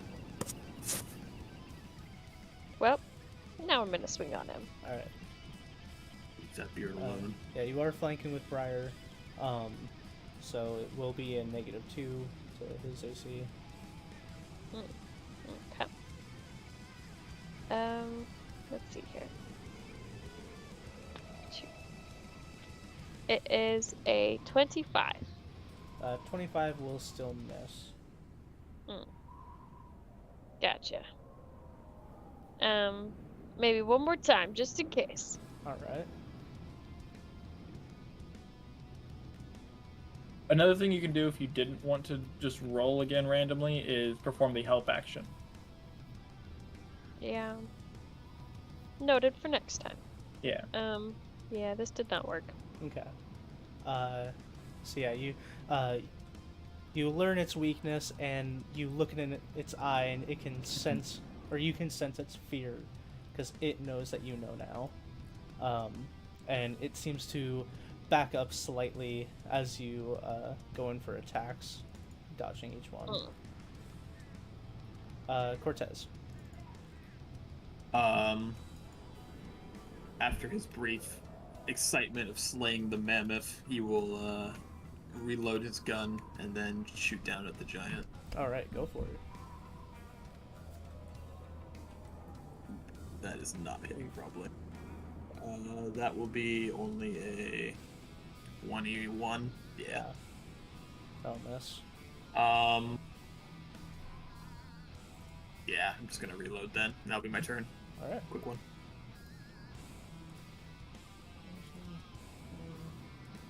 Rob.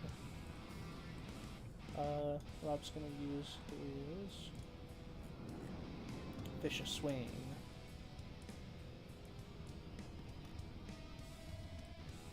No, he's not. So you see as he takes like 1 foot back, 1 foot in the air, pickaxe over the head, and brings it down with all his might. Very choreographed attack. Just the giant steps back slightly, and he completely misses, hitting the ground.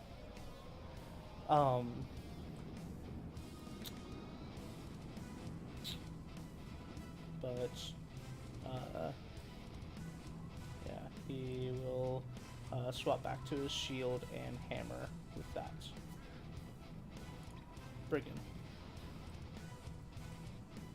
Did the giant take that? Oh no, it ended the persistent. Never mind. Yeah. Alright, so I am going to. And again, the giant does look real rough right now. Armor just coated in his own blood. Ears leaking. Well, okay, I'll just do the, you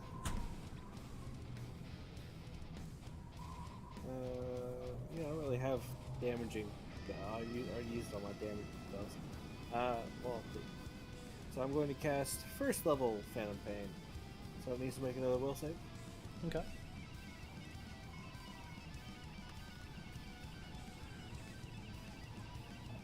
Will. That is a 25. Oh That's it's a fail. Oh, cool. Alright, so 2d4 mental damage to begin with. So 7 points of damage. Alright. And then 1d4 persistent mental damage. And it is sickened 1. And if it recovers from being sickened, the persistent damage ends and spell. Alright. Ooh, sickened does a lot. And then for my third action, I'm going to evil eye again. So another will save.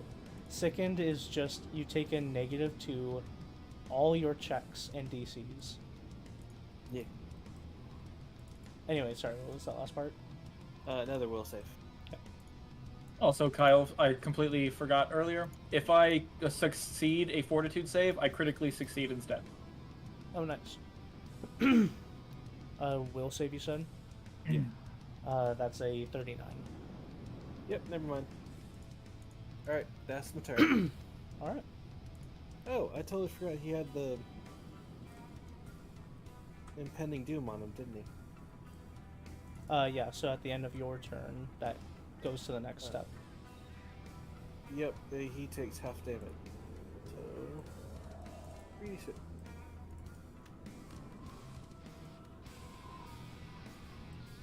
$10 points of damage.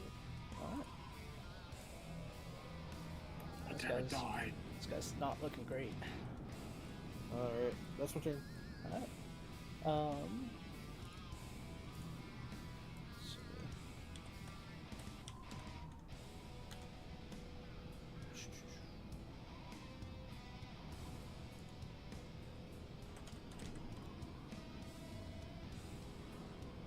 I'm looking up one of the abilities real quick. Alright, so I won't do it.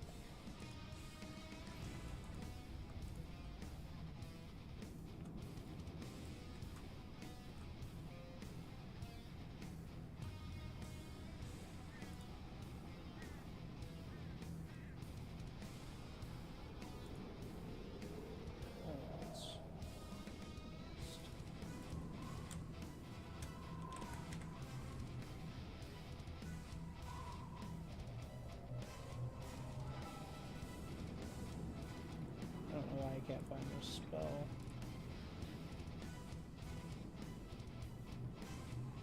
I will.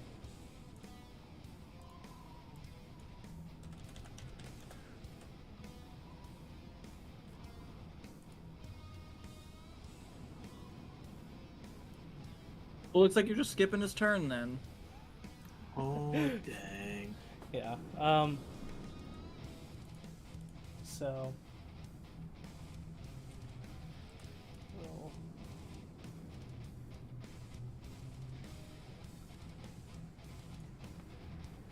Does anyone have any attacks? He's trying to move. Yeah. He has to, or he has lower speed and he takes damage. Alright. 10 feet less. And he moved through what? 1, 2, 3 squares of mine. He moved. How big is your thing again? It's 10-foot burst from me, but since he takes up 2 squares, Yeah, it would be 10 feet of it. okay, so he takes 12 points of damage. Okay.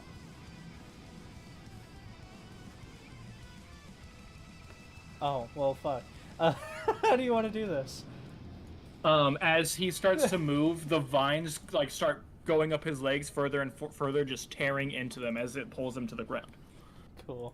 So yeah, as he's moving, you see the fear start setting in as he's trying to rip off these vines that are crawling up his legs. And as he does, they like start going to all the wounds that you guys created over the course of this battle. And as those start climbing into him, you see his eyes roll in the back of his head and falls on the ground as the vines continue to wrap over him, almost creating like a cocoon. Let's go.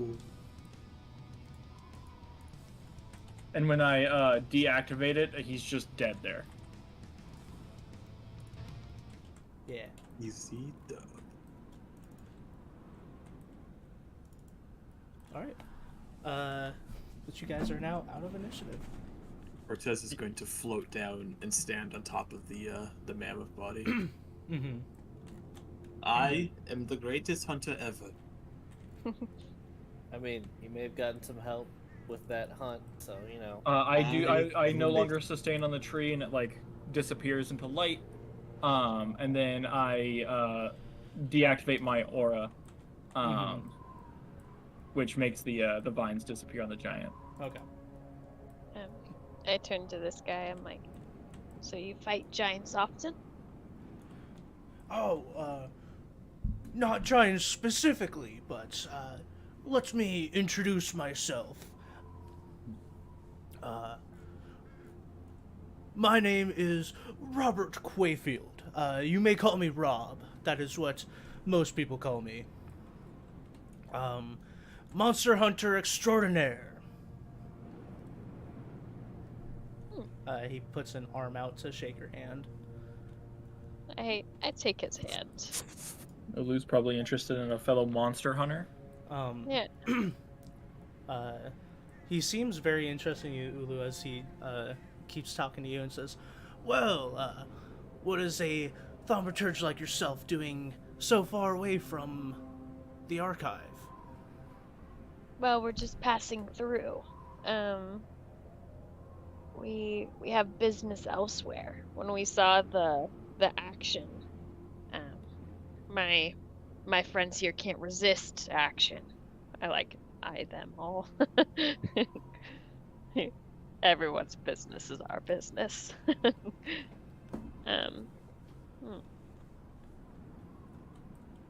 What are you doing out here yourself? Just pursuing these monsters? We've been seeing a couple ourselves along the way that were a bit out of place. Yes, specifically this one. I came out here to fell a cloud giant. So, mission accomplished. Well, I was the one who did it, so. And bully to you! Any monster hunter should get their kill, and this one is yours. Looking back at seeing Cortez, I go and put my foot on the giant. And sorry, Paisley, what did you say when he asked you what you were doing away from the archive? Oh, that we have business elsewhere, and then we're passing through. Oh, okay.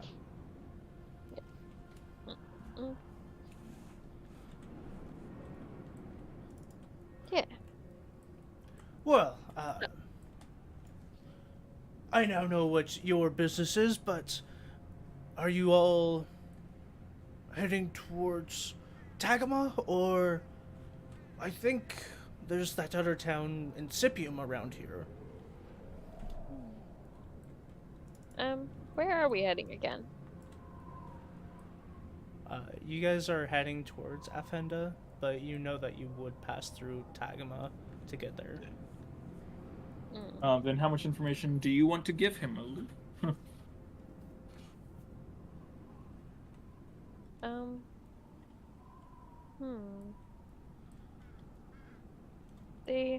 I tell him we passed through the Tagatha then, so that town. Tagama? Yeah, that we're on our way there. Okay.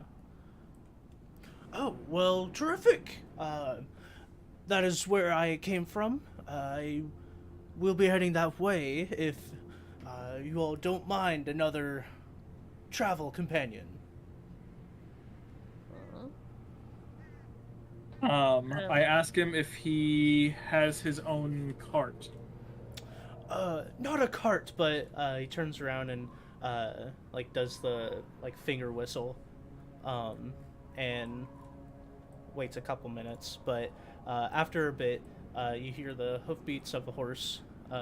During that, I also tell saddlebags. Cortez to get the get Gromswell back. Yeah, Cortez will give out a whistle and a call for him to get We do the back. same thing. Rose is really trying to play ball right now. Oh. But yeah, you guys get your horses back. and he gets his seems to have like a riding saddle with bags on the side, so it looks like this is a single person's mode of transportation. Yeah, just wanted to make sure that if we got on the cart, we wouldn't just like leave them behind. Mm-hmm.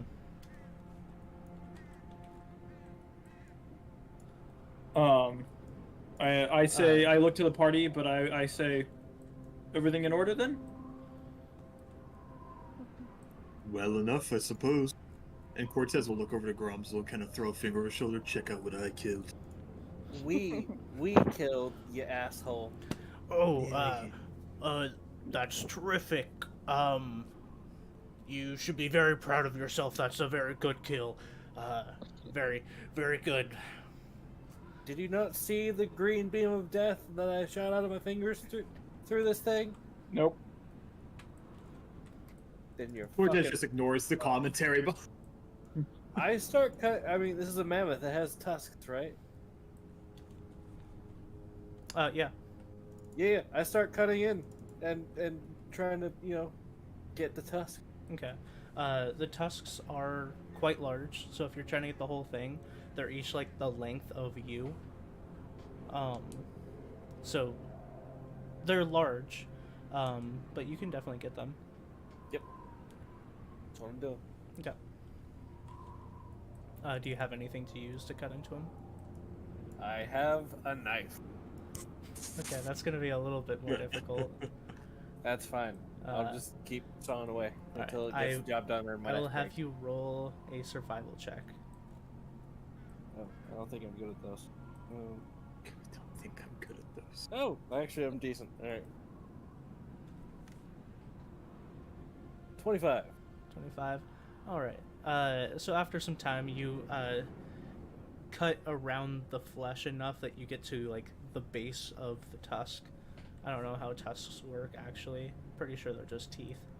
No, they connect to the skull. Oh damn. Levi, just give yourself this. I mean, yeah, they're teeth. Mammoths in this world, they're just teeth. It's like the tusk of like an orc.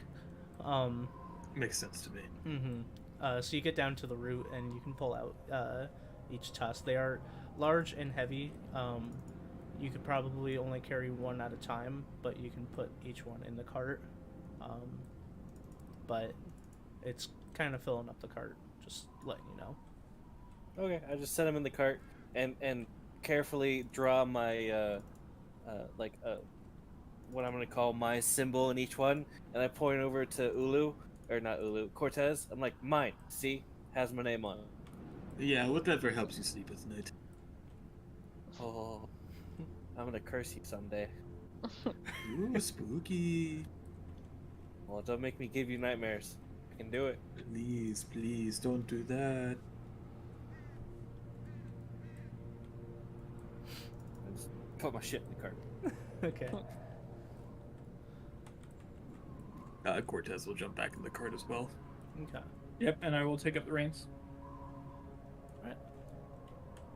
I jump in the cart.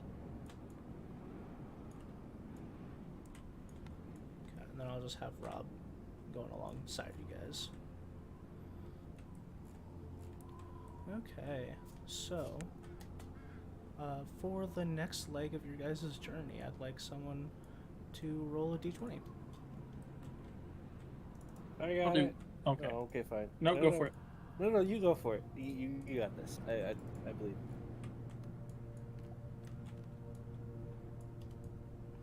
Wow, really? An 8? Nope. I'm disappointed. I said no. What do you mean no? You already rolled it. Counts now. Mm-mm. Uh-huh. No. Children. Nuh-uh. Uh-huh. Wait. Uh-huh. Alright, Levi's like, yeah, I'm a child. Yaha! Oh, yeah. And proud of it. Okay, and then 8.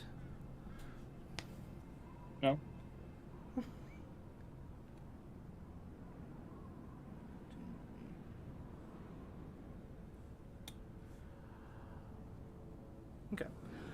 So as you guys are traveling, seems to be a nice day. Nothing seems to be happening along this lake so far. Briar, Rob does kind of like pull up his horse kind of alongside you a little bit closer, and kind of has to speak up just over the horses and the carriage and such, but says, "You're an interesting fellow yourself. Where do you come from?"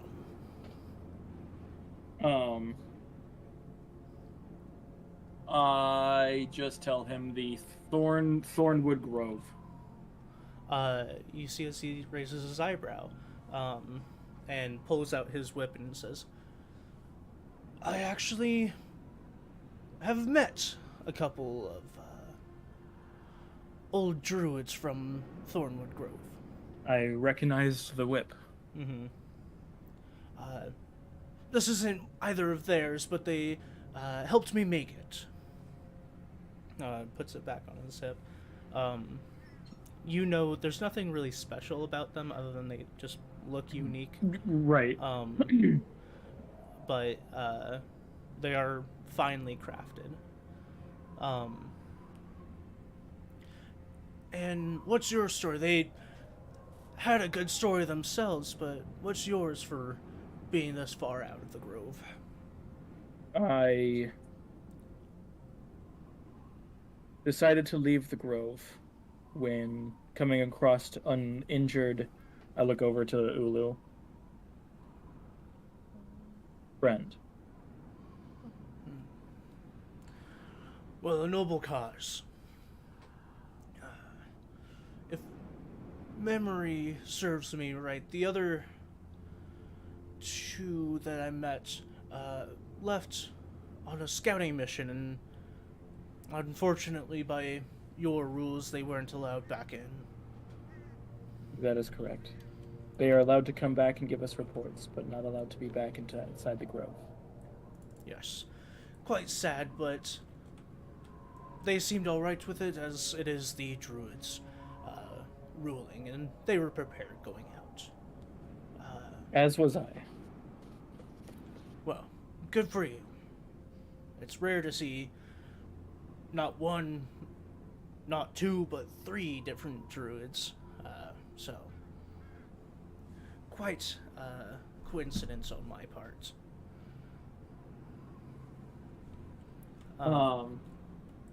While he's talking, I am gonna just activate my aura and make an apple appear in his hand. Oh. Terrific. That's something new and I haven't seen before. This is safe to eat? Of course. He chomps down onto it. Oh, this. And he heals 9, 12, 28 points of health. Damn.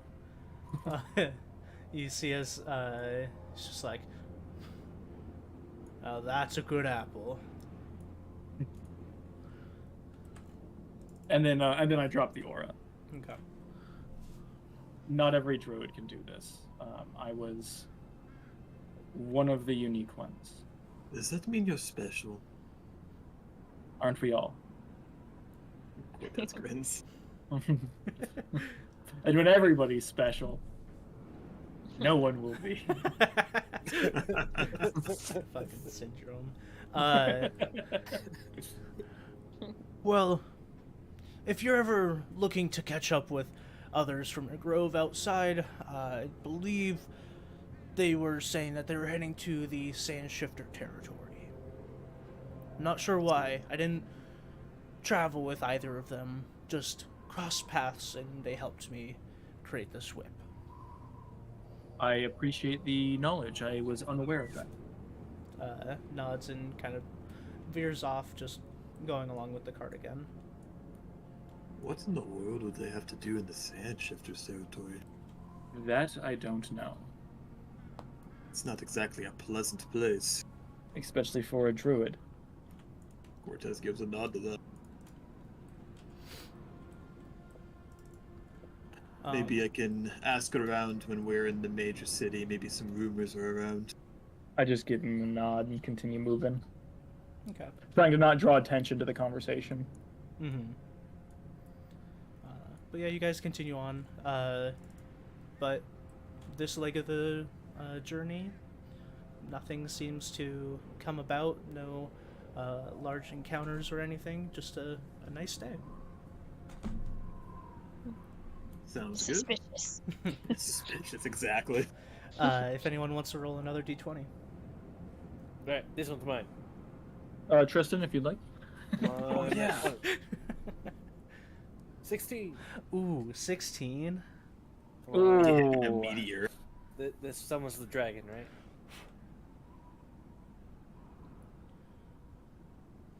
Okay.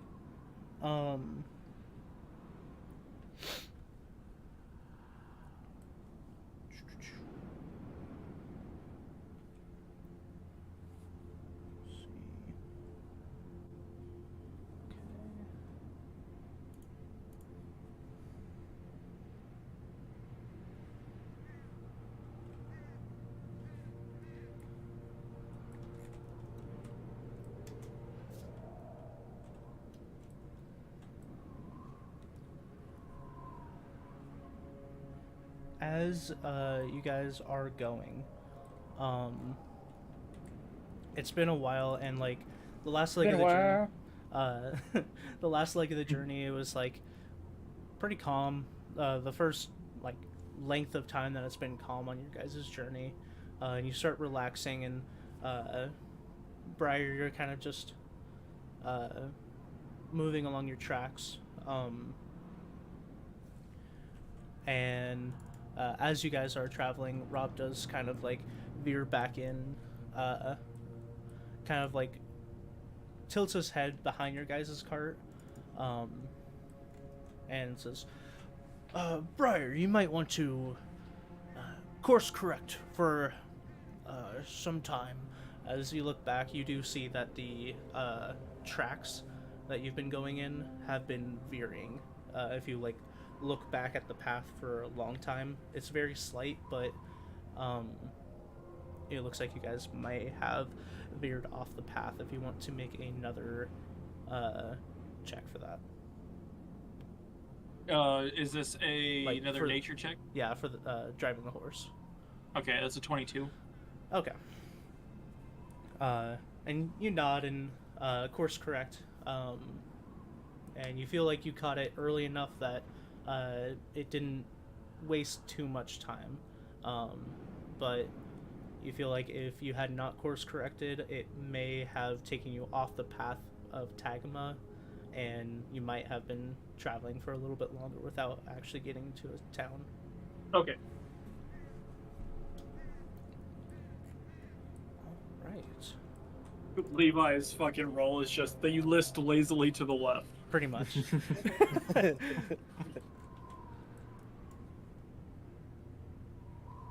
All right. In the evening. Anybody know what movie that's from? Nope. No, it's probably some old shit. Yeah, it's Spaceballs. Oh, Oh. damn! I have should seen know that. one. Wait, did you just say you haven't seen that? I have. Oh, okay. I was gonna make fun about of to say. Dakota if it was some old movie that no one's seen. No, it's Spaceballs, dude. Yeah. Him, you No, haven't he's seen listing lazily to the left.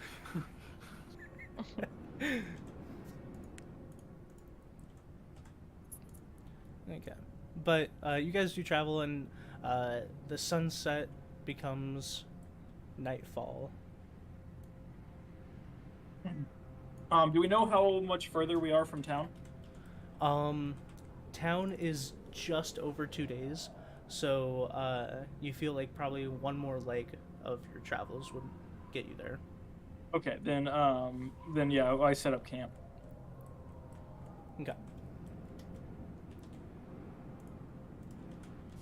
I am going to also do the tree thing to give us a little like windbreak. Okay.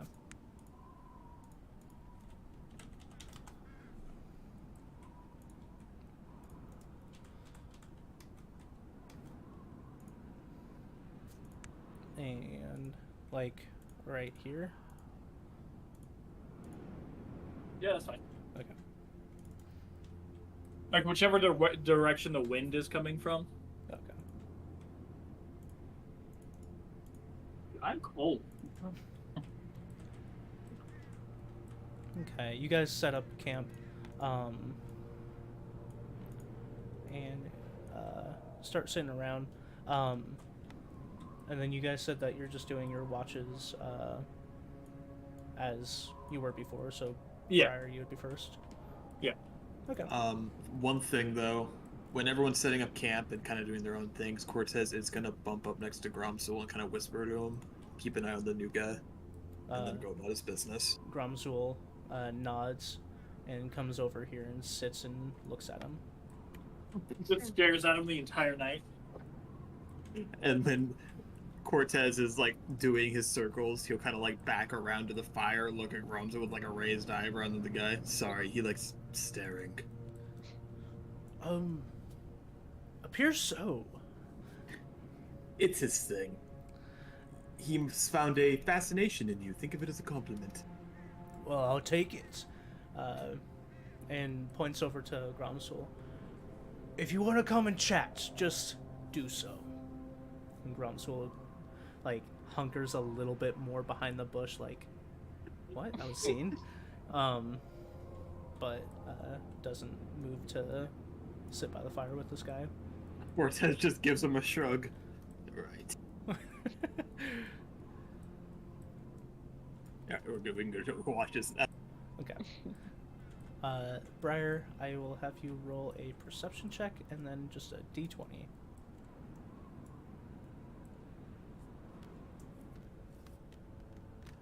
And then... Nat 20 for perception. Nice. Is that a second nat 20? A second nat 20 for fuck. Holy shit. Cool. And then is anyone staying up with him? I will say Rob My does... full perception is 31 though. Sweet. Rob does stay up for the first watch himself as well. I know. I know. Yeah. I become omnipotent for my watch. No, I mean, Cortez will otherwise just sleep. He has faith in Briar, so not gonna stay up. Shortly after your watch begins, Briar, you see as Rob kind of just goes, well, looks like you've got things here, as you're, like, scanning over the horizon, right. Fucking taking in every squirrel that passes by. And he turns in. Into what? Into a sleeping version of himself. Oh, nice. A three-headed demon eats Gromsul, runs away.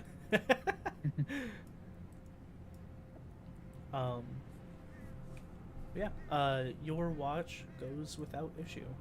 That's great. Yeah, you sit there and you hear the sounds of the plains.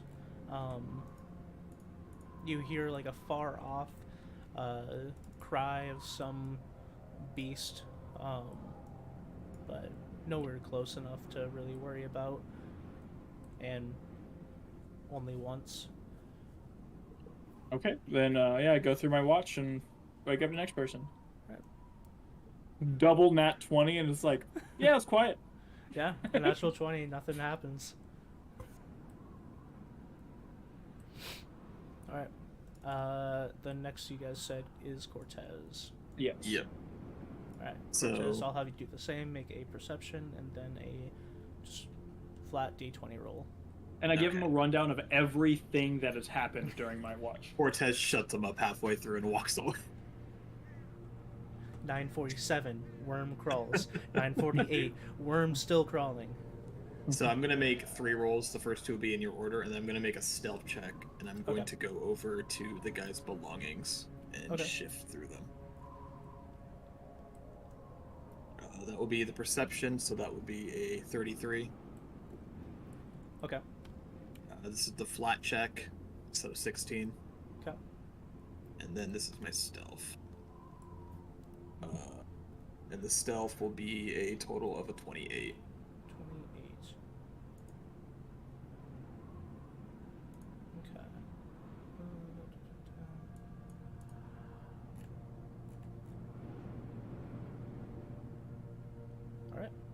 So yeah, you Not taking anything. I'm just looking. you do a little bit of like looking around, making sure everything's on the up and up. Um, and after it's a fair night for a little bit, you go over and start looking through some of the stuff, making sure to stay extremely quiet. Looking for any paperwork or Yeah, insignias so- that are being hidden, things like that. So as you do look through his stuff, you do find some paperwork if that's what you're looking for specifically. Yes. Amongst like adventuring gear, rations, things like that. It seems like this he mostly packed for like a trip out and back. So like the food is fairly light, the water is fairly light, but you do find like a pouch that looks like to be more personal belongings, and you do find some papers that generally go over notes on the front line of the war between uh,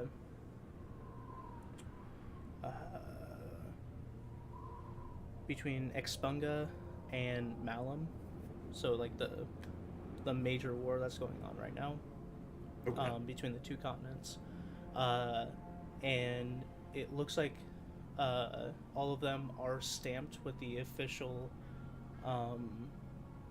Galehart Order stamp.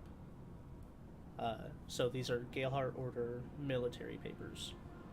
Did he specify where he was from at the beginning? I don't know if I spaced it or not. He didn't. He said he came from Tagama just now, and he came from Tagama to kill the Cloud Giant, and then he's heading back there. But he didn't say like my hometown is or anything like that. So all these paperwork is like open to read though. Nothing's like hidden away. Nothing's super hidden away other than just being in his personal belongings. Okay. Cortez will crack open the pouch and just peek inside as well. Okay. And then did you read through the papers or just want to get like a Oh no, once over? if there's more information, he will read through them fully. Okay. You read some information detailing like a truce or a ceasefire has been called to deal with the more immediate threat of the undead.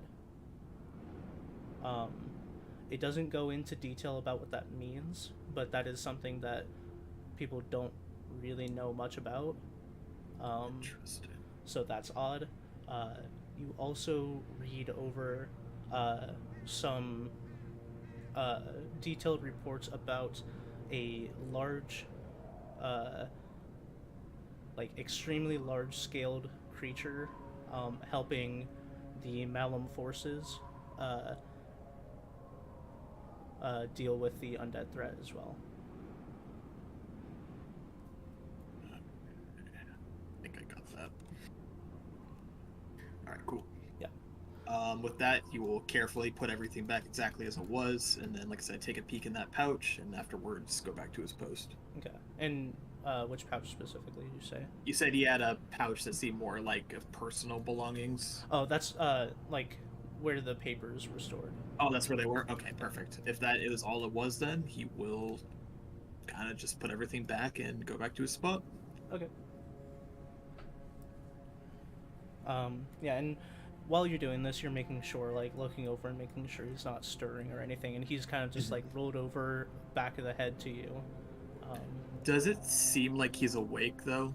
And he's Uh, paying attention? You can make a perception check. That would be a 31. 31, you can fairly confidently say that he is asleep. Perfect. With that confidence, then yeah, he would just fall back to his post after it's all said and done. Okay. And then for the actual roll, you rolled a 16. Yes, that's correct. And then I think it was like in the 30s for my perception. Mm-hmm.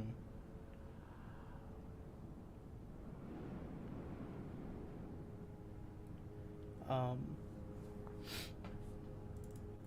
as you're watching, you're kind of like looking out, and you notice along the ground near the horses, like kind of over here, there is a snake beginning to make its way towards the horses. How big of one? Probably 4 to 5 feet.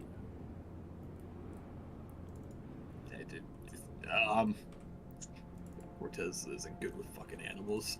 He'll like grab a stick and like light it as like a temp torch and kind of like wave it at the fucking snake to go away. Okay, I'll have you roll an intimidation check. Oh yeah, he's good at those. He's very intimidating. So yeah, a 6. Okay. As you do, you see the snake kind of like get up and curl back into a strike position. And as it hisses, you see the horses take notice of the snake, and they begin kind of like pulling on their reins and whinnying. This does no. wake up everyone else. Oh gosh darn it! And everyone you see as this, the whole scene of like a snake by the horses are going crazy. And Cortez waving the fire stick. Eventually you do get the snake to leave with the fire, but it was very, very loud. Cortez just looks at everyone. It was a big snake. Is that what you tell yourself? I don't want to hear it from you. I killed a mammoth, and he walks away. Oh, bitch, we killed a mammoth. I can't hear you. All right. Grumbles and sits back in his position, looking at that very spot now, waiting for another snake to show up. Yeah. But the rest of your watch does go without issue. Perfect. And then the last watch. I don't believe we actually did a last watch last time, but who wants to take that? I will. And Let's say before Cortez would specifically wake up Brigand. Okay. Yeah. Before we went to sleep, can I say that I did the nightmare spell? Oh, sure. That's just gonna be what I do every night. Mm-hmm. Yeah, you specified that to me before. All right. So I'll have you make a perception and a d20 roll, and also Rob does get up towards the end of your watch. So,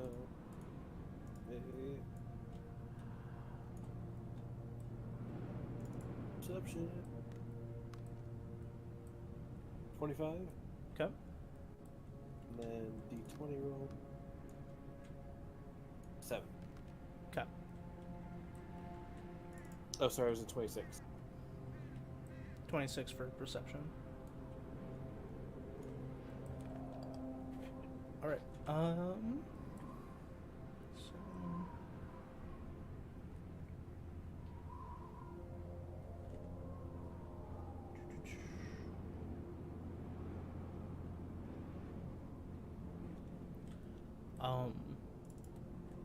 Yeah, so while you are doing your watch, and Rob is also just sitting with you, you guys hear the distinct sound of wolves not too far off in the distance. With your perception, you do hear it early enough, and you and Rob douse the fire, taking away any illumination of the area, but you do hear the wolf pack kind of come and go without any altercation between you and them. And I do have dark vision. Okay. So yeah, I would say off in the distance you do see the wolf pack kind of running past, not in your general direction, but near you guys. Okay.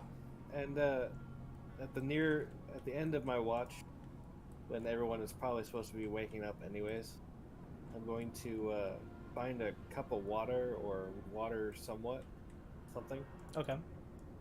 and pour it over Cortez. Hey, wakey, wakey, wakey! It's time to get up. And I walk away. Okay. Cortez just cracks an eye open, kind of wipes some of the water around, and then he just shifts back over and goes back to sleep. Well, don't make me grab one of those hot coals and throw it at you. I'm Do tired. it. You're very loud. And who woke everyone up because of a big snake, quote unquote? I would like to blame the wildlife on that, not myself.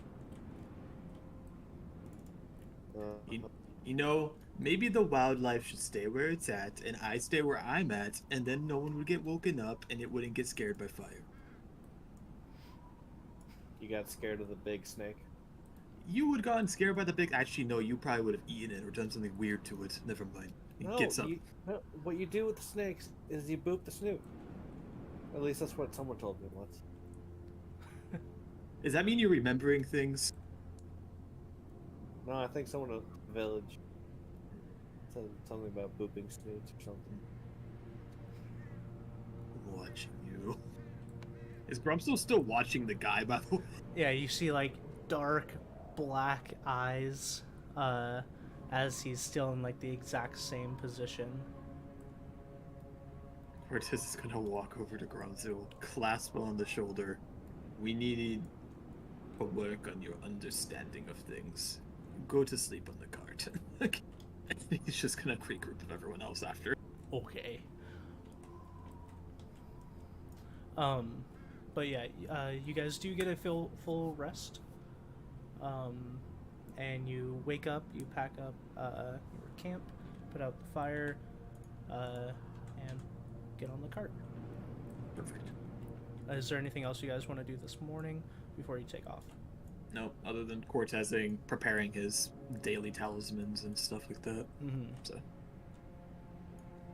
All right. As soon as you guys are on the cart, Grumsel passes out. Just like upright position, sound asleep. That's fine. Cortez will keep an eye on him. If he starts to like look like he's gonna like fall off the car, he'll grab him, reposition him, and let him sleep more. Okay. All right. For this leg of the journey, I will have someone to roll one last d20. I'll do it. I haven't done it yet. Please don't be a 1. Please don't be a 1. Fuck. Okay, a 7. It's better. 7.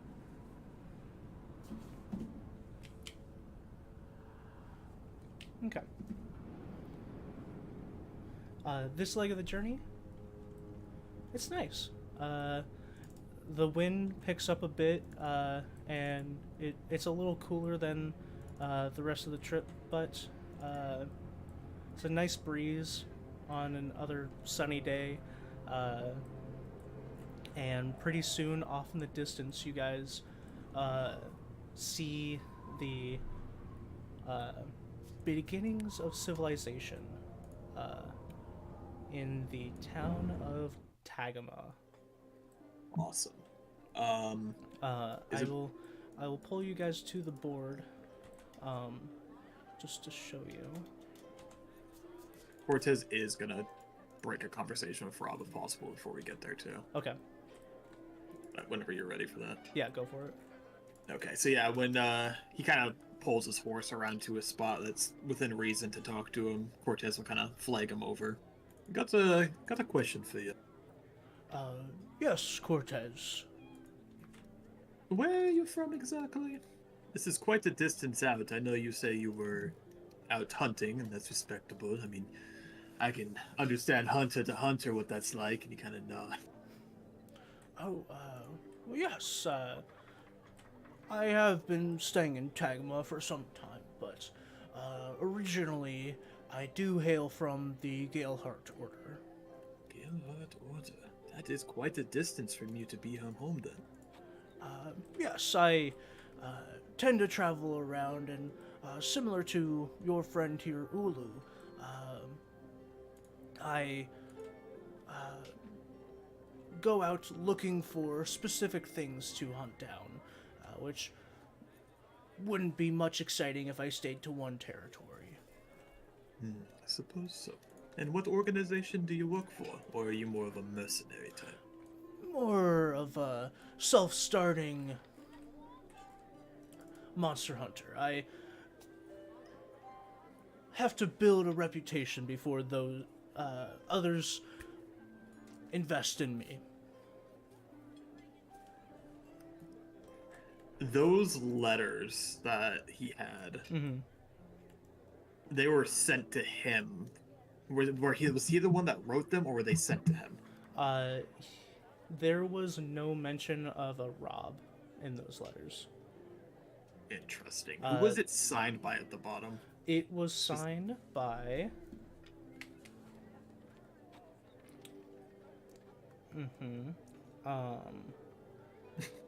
Give me a minute. Looking in my mind vault for this NPC that I've definitely come up with. Of course, I'm good at, putting you on the spot Captain like that. Chase. Okay. It's probably a shot in the dark, but can I make a society check Yeah, go for it. with that name? I don't know why. That's pretty good. Jeez. 31. Yeah, Captain Chase is one of the technically there's no difference in standing between the captains of the Galeheart Order, but Captain Chase is known as one of the more respected captains and has like one of the more veteran status. Gotcha. Probably a little more influential because of it and stuff like that. Mm-hmm. Cortez nods at his answer then. Interesting. I'm surprised you don't have any people looking out back in your home area. As you know, territories can get quite uppity about these sorts of things. Cortez snorts, like obviously not trying to judge him on the matter, just saying. Well, yes, the Galeheart Order is much more open to visitors than the rest, but I worked there for some time and decided it was my time to leave and pursue more adventuring and monster hunting. Definitely more along what I want to do. Cortez nods. And the whole mess of what the Galeheart Order is dealing with up there. You know any more recent information on that? Obviously, we don't get much down here, so... Yes, actually. Do you have interest in joining up with the Galeheart in any way? I am always looking for new opportunities. And he just smiled. Well, yes, the army there is obviously dealing with some concerning things down south, but I'm sure they will take any help that they can get, whether that's you joining up or I know recently they've been taking in adventuring groups as somewhat of smaller corps rather than being a part of the standard army, if that's something that you'd be interested in. Quite interesting to know indeed. Thank you for sharing. And with that, Cortez just kind of leans back into his spot. As you guys are talking and you guys now have reached civilization, you guys kind of get across this first bridge. It is quiet, but it is kind of like the outskirts of town. But across that silence from the center of town, you hear a large, horrifying guttural roar. Something truly monstrous that shakes you guys to your core. As you guys hear this, you see Rob takes out his weapon and takes off on his horse, just straight ahead towards the town, doesn't even look back to you guys. And I will end the session there. We will continue on with the story next time. Awesome. Thank you all for joining us, and we will see you bitches next time. See you bitches next time. Oh boy.